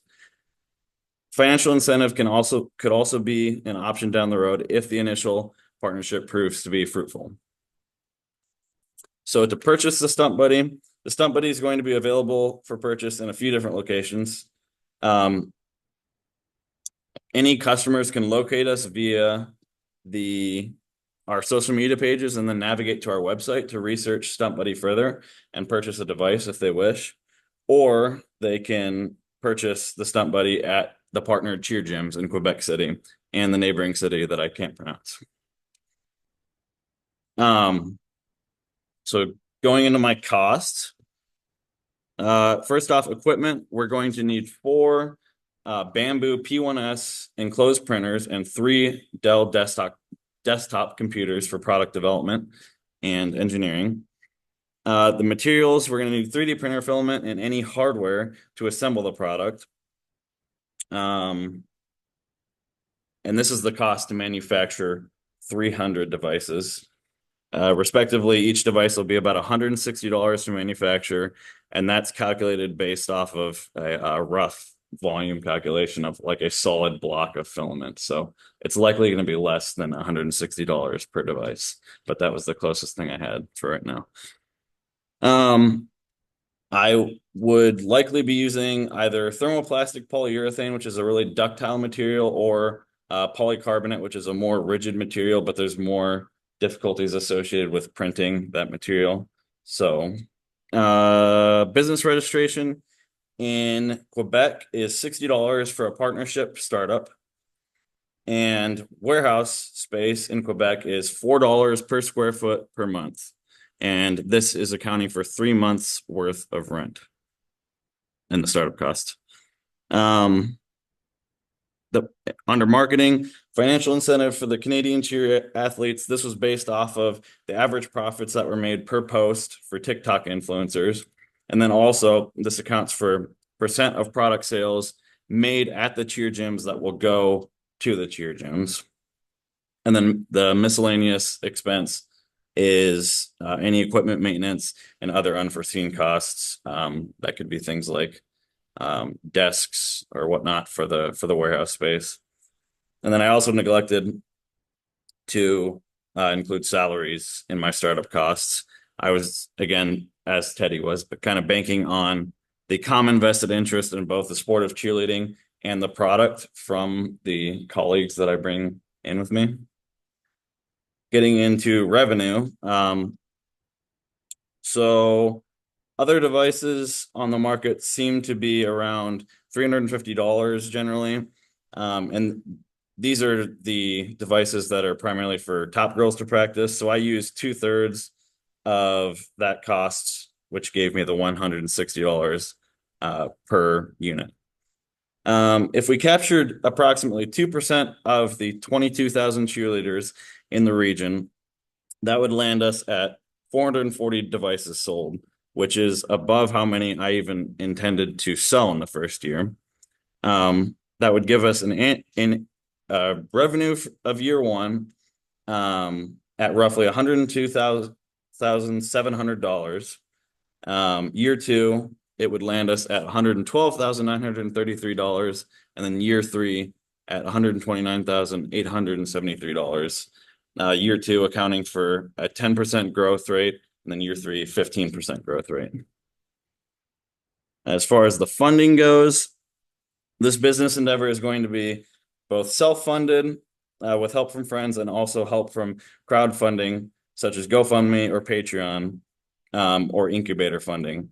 I also plan to reach out to organizations such as the Universal Cheerleaders Association or the National Cheerleaders Association, which would likely have a common interest in a product such as this. So, will you take part in revolutionizing cheerleading? That's all I had. Any questions? How does it work? Explain it to me. How does it? What is the stunt buddy? How does it work?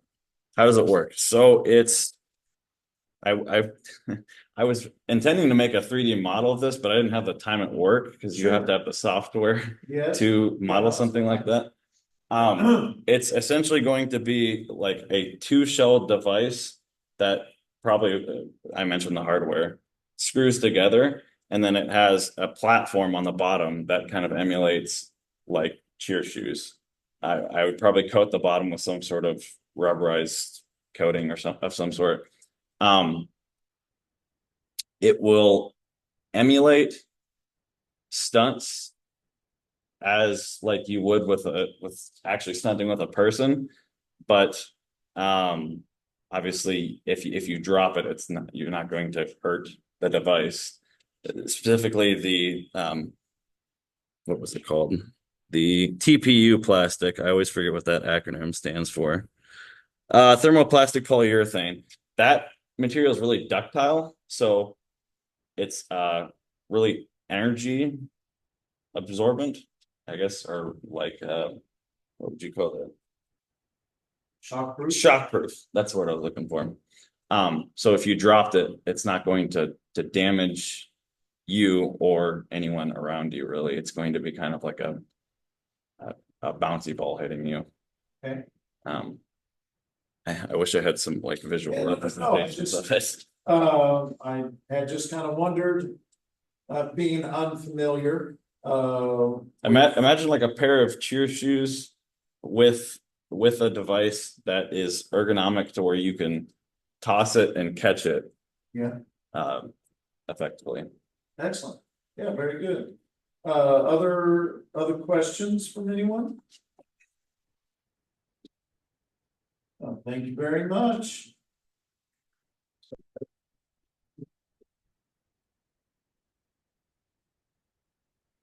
Go ahead.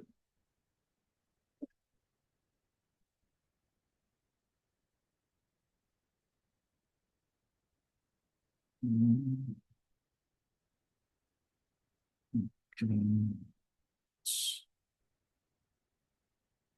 think I sent an email too. Okay.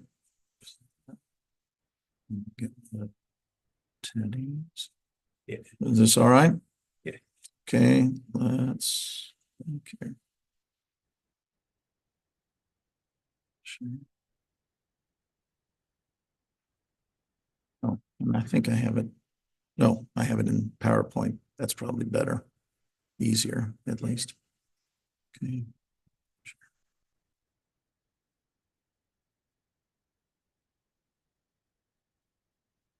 Thank you. You bet. All right, I'm here to present today Pour Masters mobile bartending service to be headquartered in Dublin, Ireland.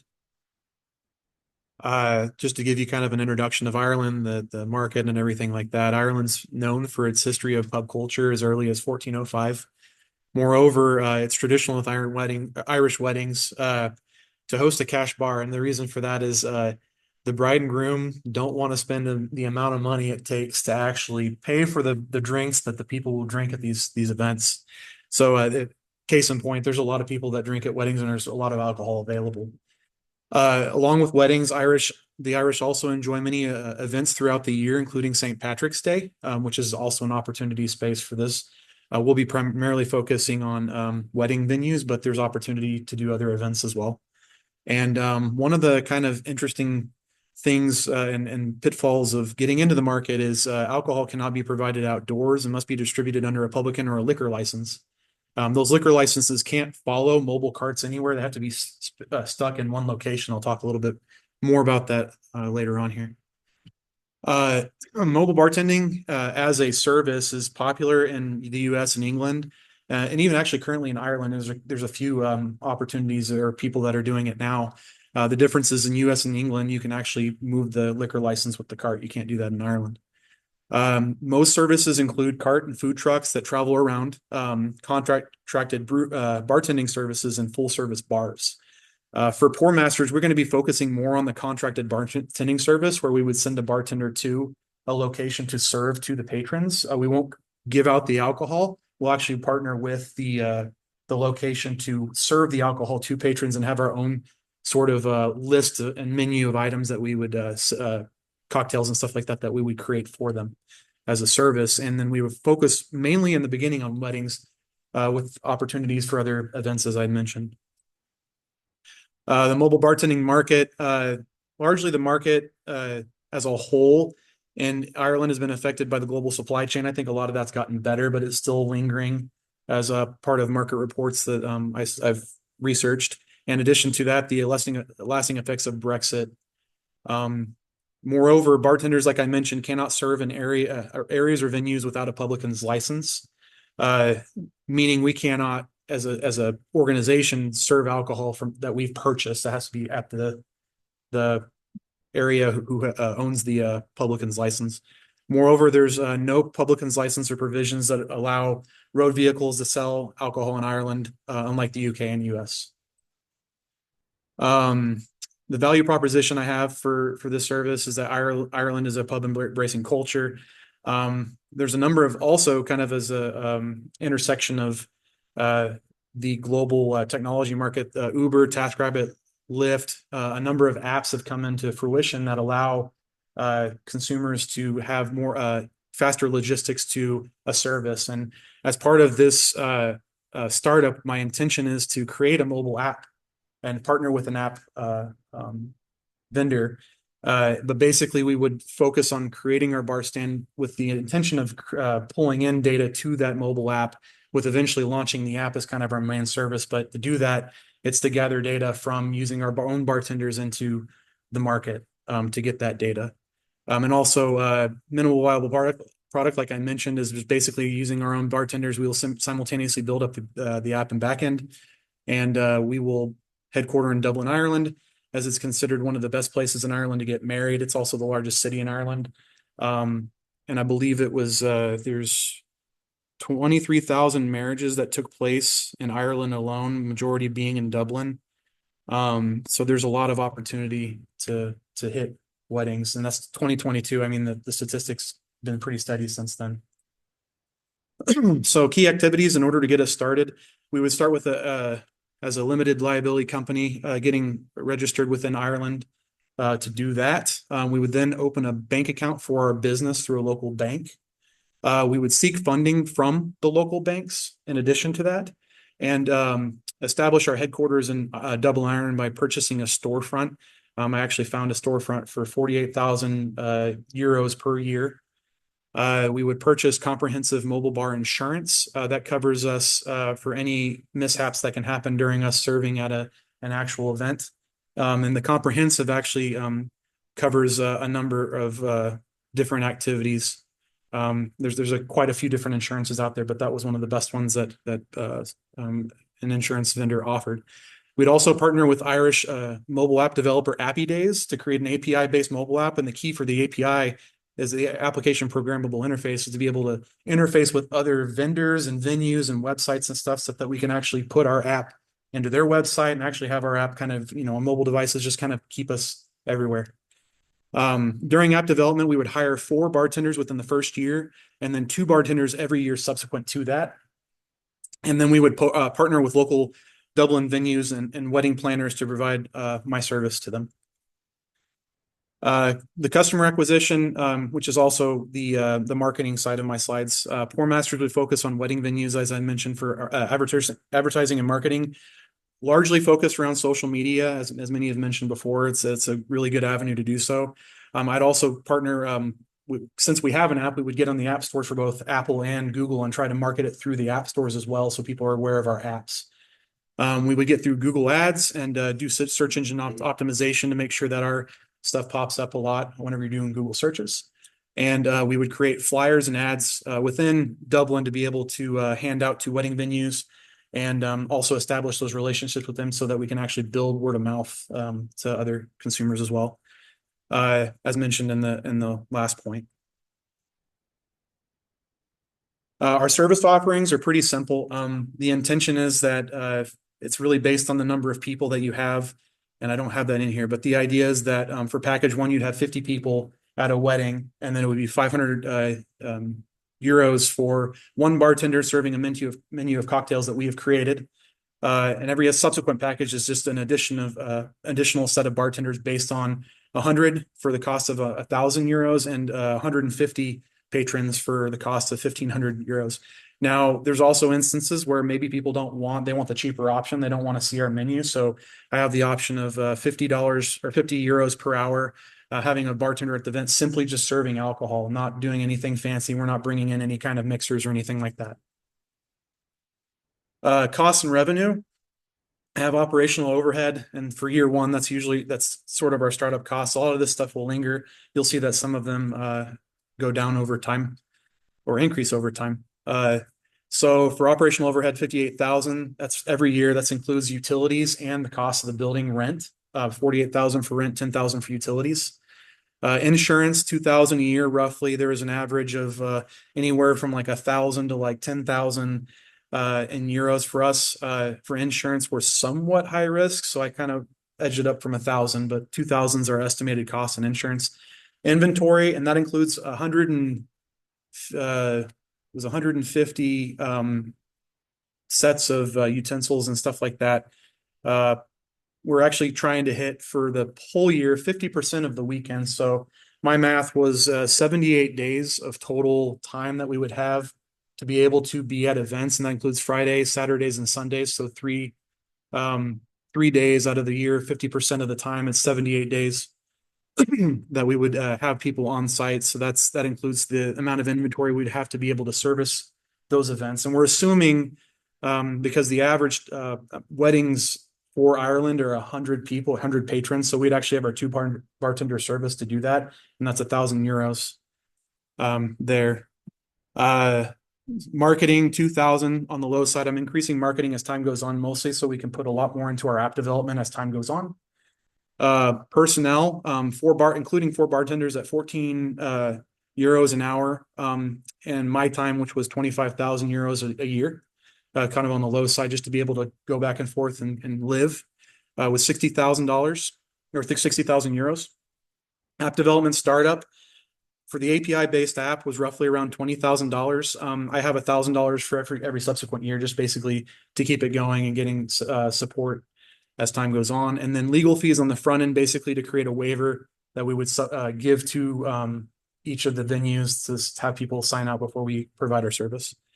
Total costs, 151,000 euros for the first year, and revenue of 156,000 euros. So about 5,000 euros in profit, but then it gets larger and larger and larger as time goes on. I won't talk too much on this. 151,000 euros for the first year is what we're trying to get as far as required funding, just for basic startup costs. During that time, we'll also be building our revenue and also being able to put that revenue into the next year. So to get 151,000 just to get us off the ground is enough, I think, for us to build. And then over the course of 3 years, we're going to have enough to pay off that loan and profit alone. So we will seek our funding from commercial banks in Ireland, and we have a couple in mind. If those commercial banks fail, there's another subsequent one that if you prove that you did not get funding from them, you can get a $100,000 loan, in which we'll pivot and try to go for the lower loan and just try to build up and cut costs where we can.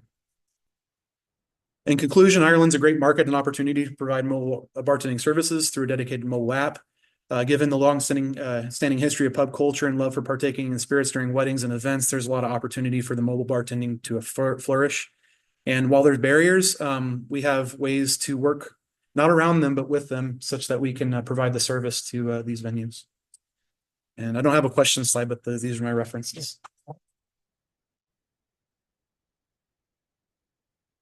Any questions?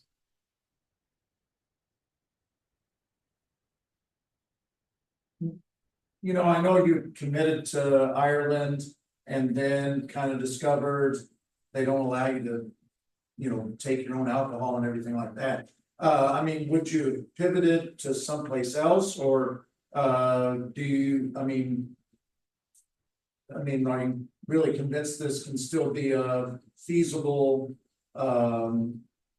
kind of plan for moving forward in Ireland? I do. I think so. One of the things that was a big reason that the government site said that they didn't allow public license to move is because of the value added tax, the VAT that they call it. So they want to be able to tax alcohol in an efficient way, and the way they can do that with the public license. I think they're behind the times. I could see it very well, especially with pressure from the UK and other countries, them coming around and saying, hey, mobile bartending is a thing that we want to do. So I think we're kind of on the forefront. And now I think establishing the app and building up a backbone on that, I think, is being the focus. Now, I want a minimal viable product to be getting into the market, but to be able to build up the backbone of that app, I think makes me like the forefront of what is to come. Yeah. So Yeah, oh, that's great. Very good research, very good research. Any other questions? thank you. All right. We have two, you ready to go? All right.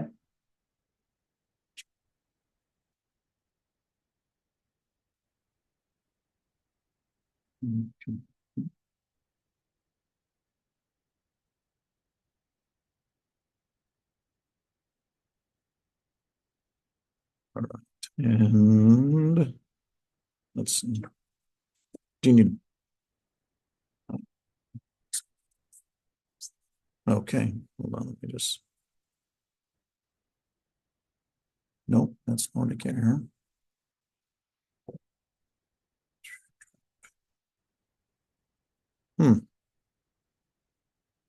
Let me just. Oh, no. Did you send it via Canvas or? Yeah, it was that link that pulled up. Okay. Let me.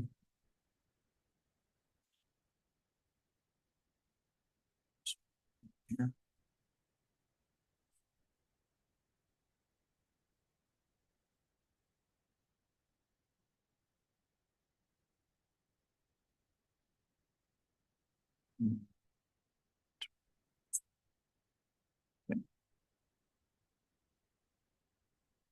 Oh, okay. There we go.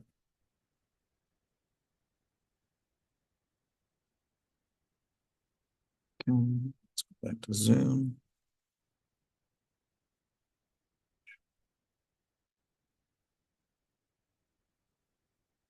And then everything. Oh, here it is. It's down here. There you go. There you go.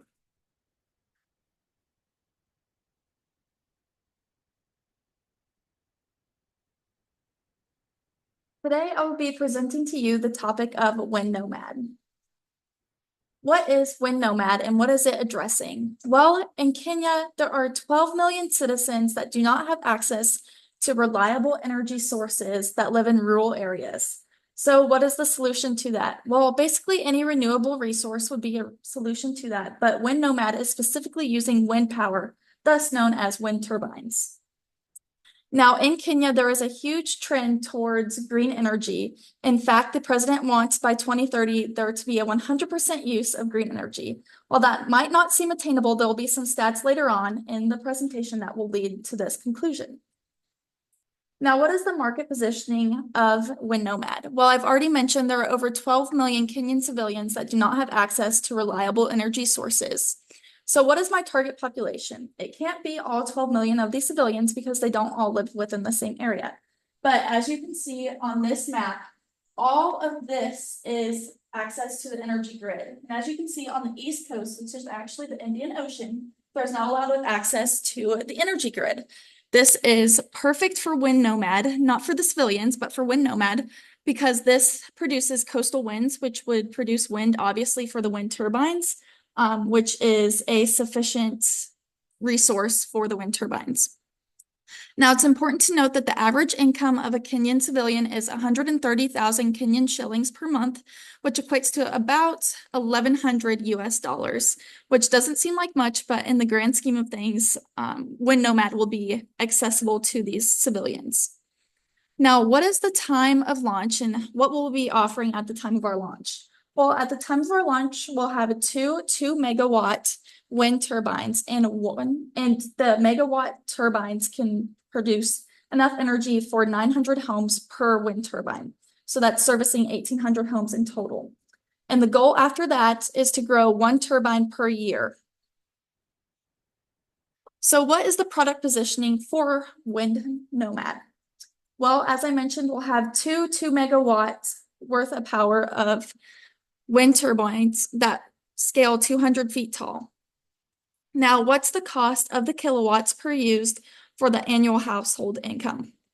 Well, approximately costing 23 cents per kilowatt used per household income, and they're using approximately 900 kilowatts to power their household, whether that be their appliances, lighting, really anything that the energy goes into within the house can be used for that 900 kilowatts of power. That equates to $207 or 26,496 Kenyan shillings per month. Now, if you remember, their monthly income averages around 130,000 Kenyan shillings, so this could be affordable to them. And as I mentioned, the government aims to have 100% green energy by 2030. Unfortunately, because this is in Kenya, there are a lot of civilians that don't have access to the internet. Thus, social media marketing is not going to work for Wind Nomad.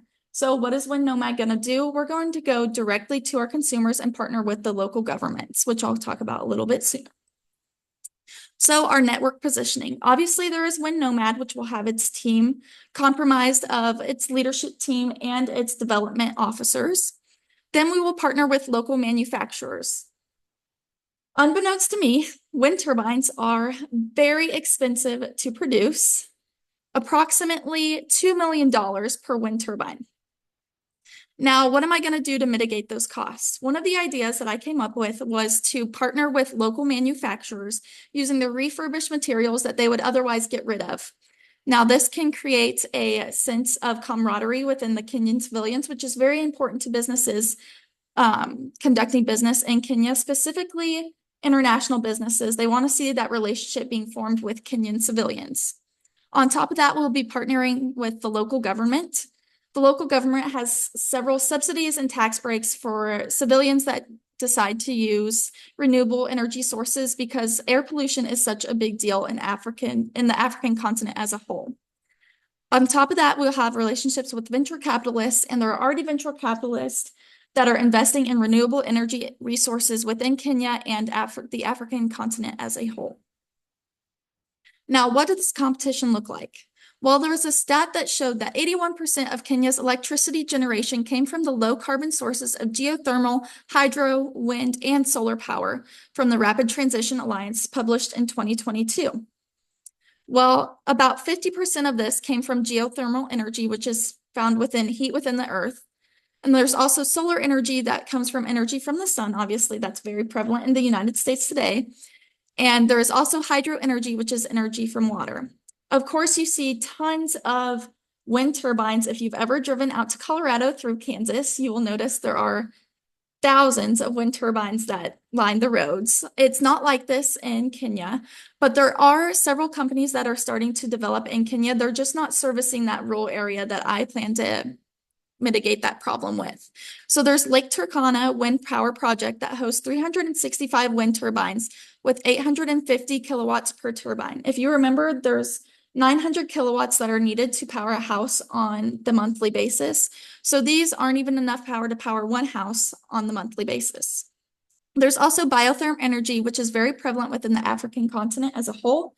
It's involved in 7 countries in Africa, and they're starting to expand into Kenya.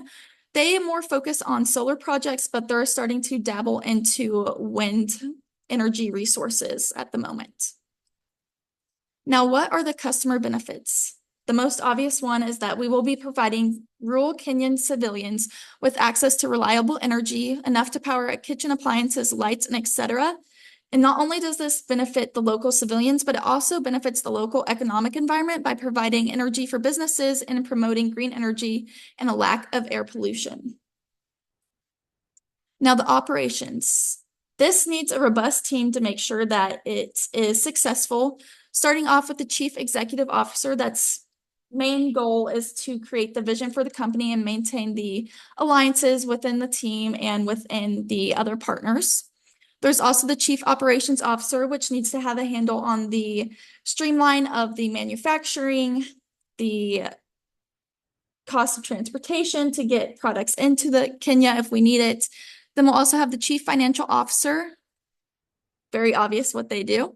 A chief technology officer that needs to stay on top of and up to date on what the trends are within the renewable energy resource sector of Kenya. We'll also need a chief legal officer. They need to stay up to date with all the laws and regulations. Since this is dealing with the energy grid, there's a lot of laws and regulations and the use of land that come into play with the Kenyan government. And we'll also have a director of marketing and community relations. Now, it's my belief that it would be best to have a Kenyan civilian in the director of marketing and community relations role and the chief legal officer role, just because they're going to be familiar with other citizens, how they communicate, how they like to be marketed to, and the successful ways to market to the communities. Now the financials. This is where it gets interesting. So if you see the total costs diagram here, so the cost of production for year one of 2 wind turbines is just over $3 million, approximately $1,500 per wind turbine, with that $500,000 cost savings with the refurbished materials used from local manufacturers. The cost of maintenance is approximately $48,000 per wind turbine. So that first year, that maintenance of $96,000. Then the cost of land, I found a 5-acre plot in a rural Kenyan area selling for approximately $200,000. The cost of the production facility, I found a warehouse that would house our manufacturing and our offices for approximately $540,000. Our development team costing $100,000, pumping into the research and the analysis of data and the existing data that's out there. Then our cost of marketing is very high at $75,000. Now, this may seem high, especially since we're going to direct to consumer, but some of the ideas that Wind Nomad is taking is to host events with the local government and events by themselves for the civilians, showing the benefits and how it works and what the wind turbines would actually do for them. Education is a very large part in how to make Wind Nomad successful. And then we have an average cost of salaries of about $80,000 with 11 employees that first year. Now, year 2, you can see it decreases as we are only producing 1 new wind turbine. Same with year 3. And then our revenue table shows the price per kilowatt at 23 cents per kilowatt used, the number of households that we aim to mitigate that problem for each year. The first year being 1,800, the second year being 2,700, adding that 900 extra households, and then the third year 3,600, that extra 900 again. And then the average kilowatts used per month, and then multiplied by the number of months, which gets us a total revenue of about $400 million or $4,471,200 the first year, which actually the cost outweigh the revenue the first year, which that's not to fear. That's typical in a startup business, so that's what we expected. And then in the second year, you can see a profit of about $4 million. In the third year of about $6 million. This can be used or seen because of the increase in usage through the partnerships, and we've already paid off the land and the production facility within these years. Now, what are the risks to this? First, outsourcing the leadership team. How attractive is living in Kenya?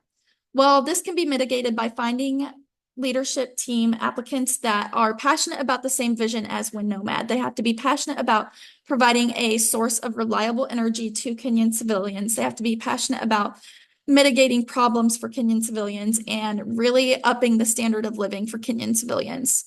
Habitat disruption is always a topic of discussion when it comes to wind turbines. It's actually been found that it does not harm the birds. Birds are harmed either way. And then high initial cost, there is a high initial cost to this startup, but that's to be expected with any startup. Community involvement, this will take community involvement, them pouring into the company and believing what the company is trying to achieve. And then this is also a risk with policy change. If the Kenyan government were to change their policies, Wind Nomad might have to pivot their goals and how they conduct business. And then implementation. So we would start with 2 wind turbines to mitigate the risk of starting large. We don't want to start too large and have an overproduction of energy, as that would just go to waste. And then we need an investment from venture capitalists passionate about clean energy of $11 million. This would fund the first 3 years of the startup. Although we are profitable, we're still going to have to be pumping into our development, our research, manufacturing costs, all of those. And there are current United Kingdom investors in Africa in the renewable energy industry, several of them. So that is a good source of income for Wind Nomad. So today you have the opportunity to help Kenyan civilians gain access to reliable energy to help develop their economy and standard of living today. Help them realize that they have the access to energy if they need it.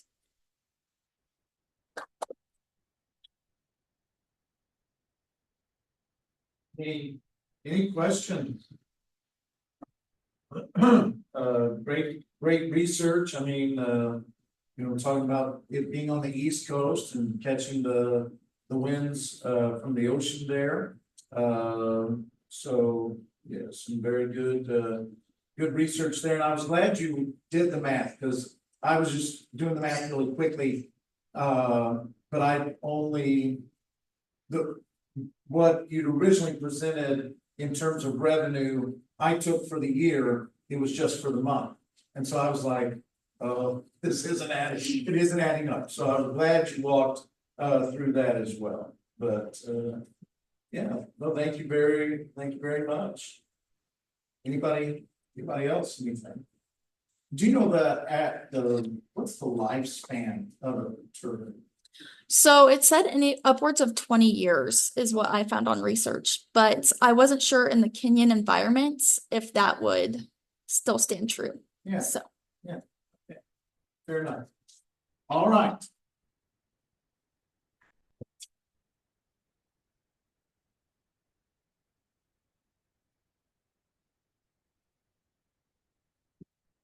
It's had it on my email, so I'll just.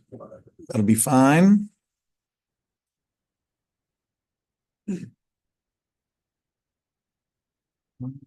I'll let you do so. Perfect.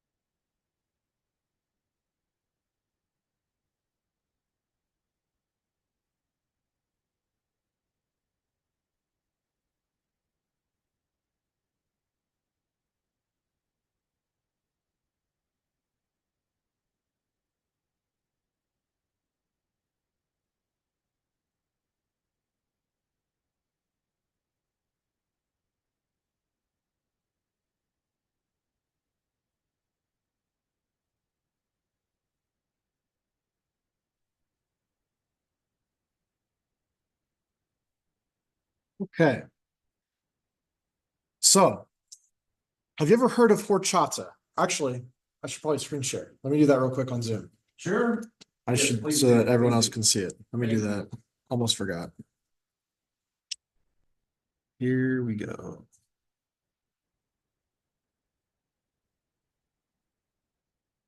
Okay, we're screen sharing now. Let me get back up there and.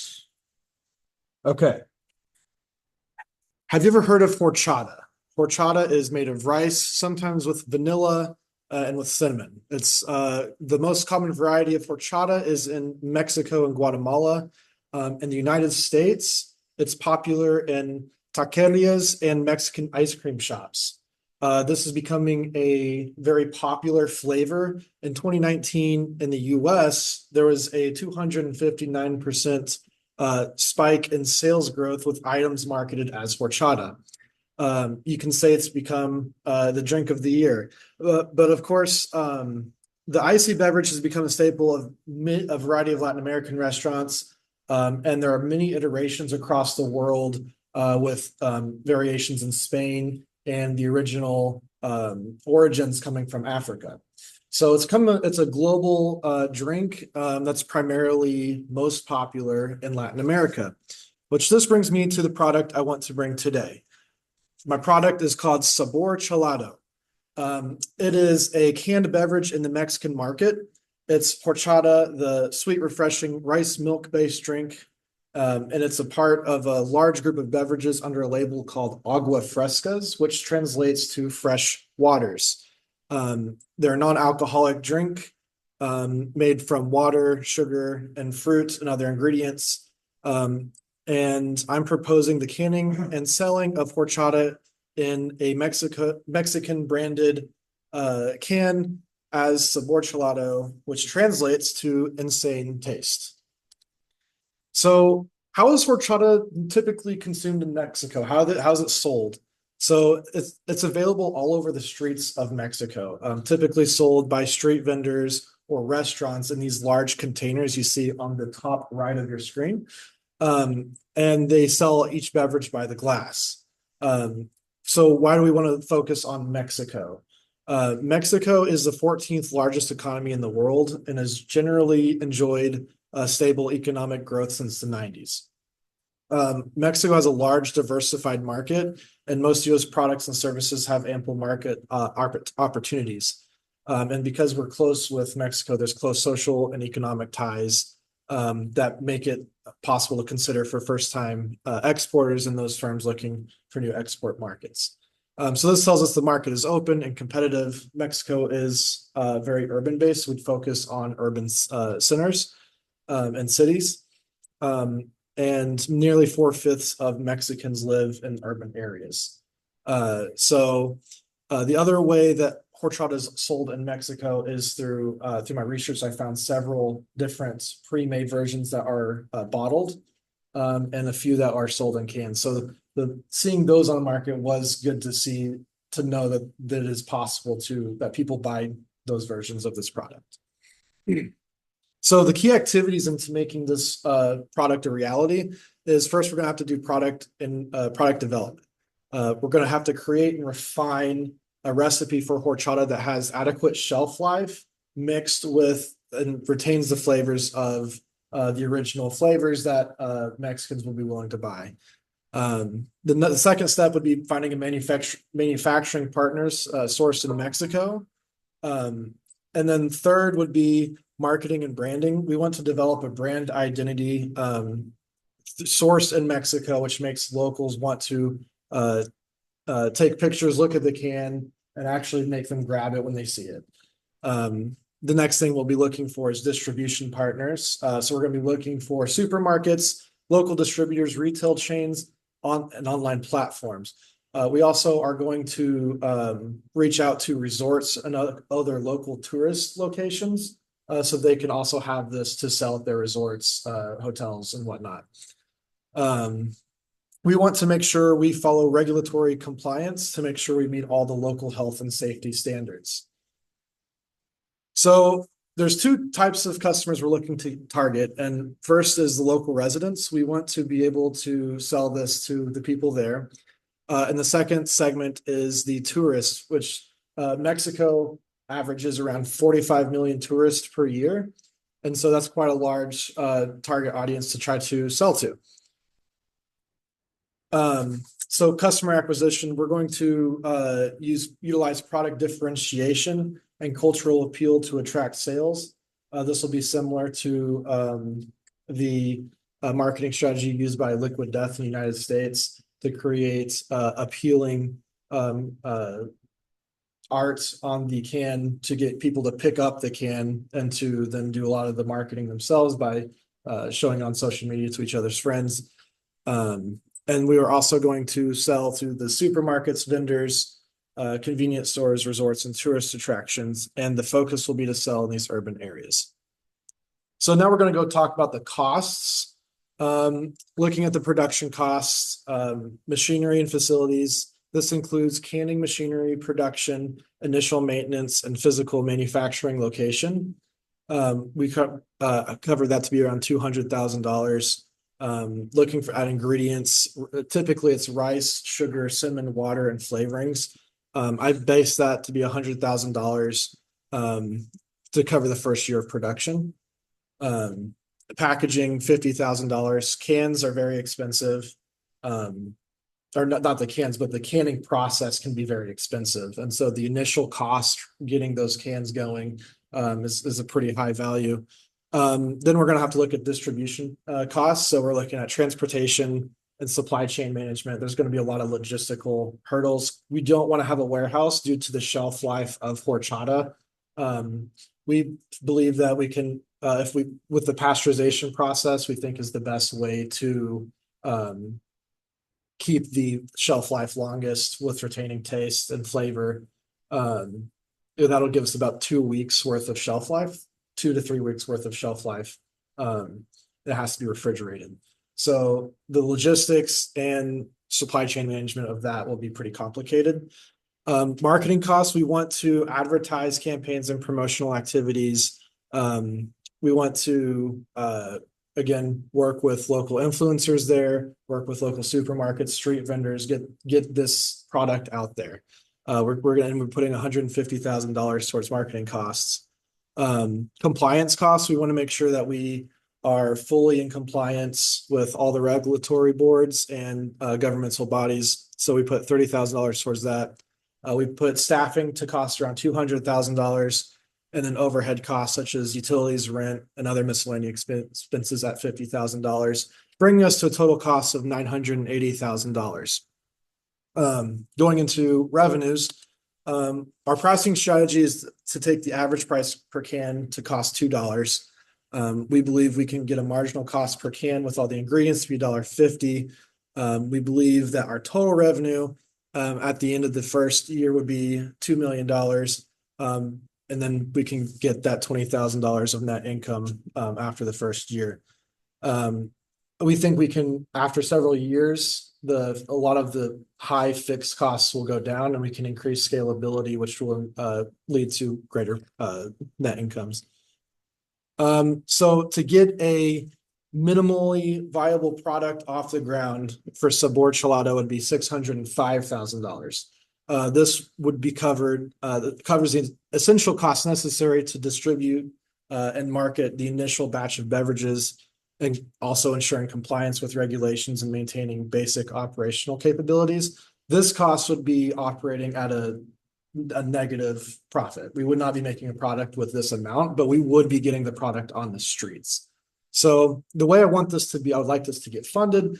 Obviously, I'd love for a venture capital firm to help get this off the ground, to provide a good team around this product and get this going. However, I've also never been struck by lightning. So I'd also go look at several banks and several different options. Definitely gonna look for someone who's interested in the product and would want to see this get out to help fund it. Unicorn investors would be great.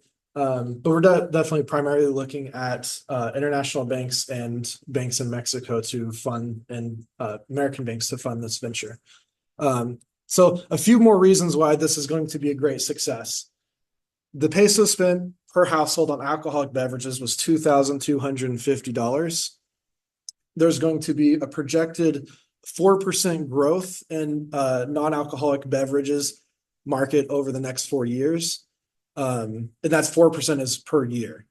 There's $3.7 billion spent on consumer spending for now the non-alcoholic beverage industry. There's also been recently passed a tax on sodas in Mexico. So this would position us as a competitor to that, as an alternative. When soda's prices increase, this would let us position ourselves as an alternative to that. And then the average gross profit margin for non-alcoholic beverages in the industry is 51%. So I believe with the proper scalability and as we move up in that, we can achieve greater profit margins. That will lead us to a greater success. So that is my presentation. Thank you. And any questions? Good. All right. I wanted to check, I know you'd mentioned, planning on, cost of the canned beverage to be $2 there. I didn't know if you knew, I mean, in America, $2 for a canned beverage out of the vending machine, that would be what we would expect to pay. Yeah. Do you have a sense, I mean, is that what the market in Mexico? Yeah, so the pricing strategy, whenever I put on here the dollar signs, I was going off the Mexican peso dollar Oh, okay. instead of the US dollar. So that price is actually really competitive with a lot of the Mexican sodas and would put us right around or right underneath where the Mexican sodas would fall after the tax Okay, implementation. okay, that I was just trying to figure that out. Yeah. So that was very good.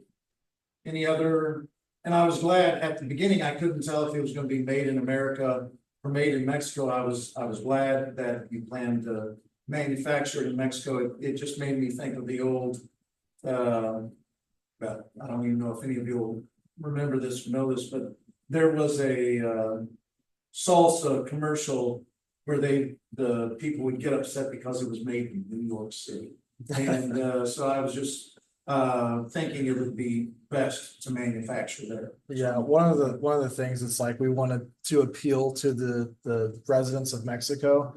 It wouldn't be very appealing to the residents of Mexico if it was made in America. No one's gonna buy it. Yep, yeah, no, I agree. Any other questions? Well, my thanks to everybody. We will, the ones that are recorded already, we will watch on Wednesday.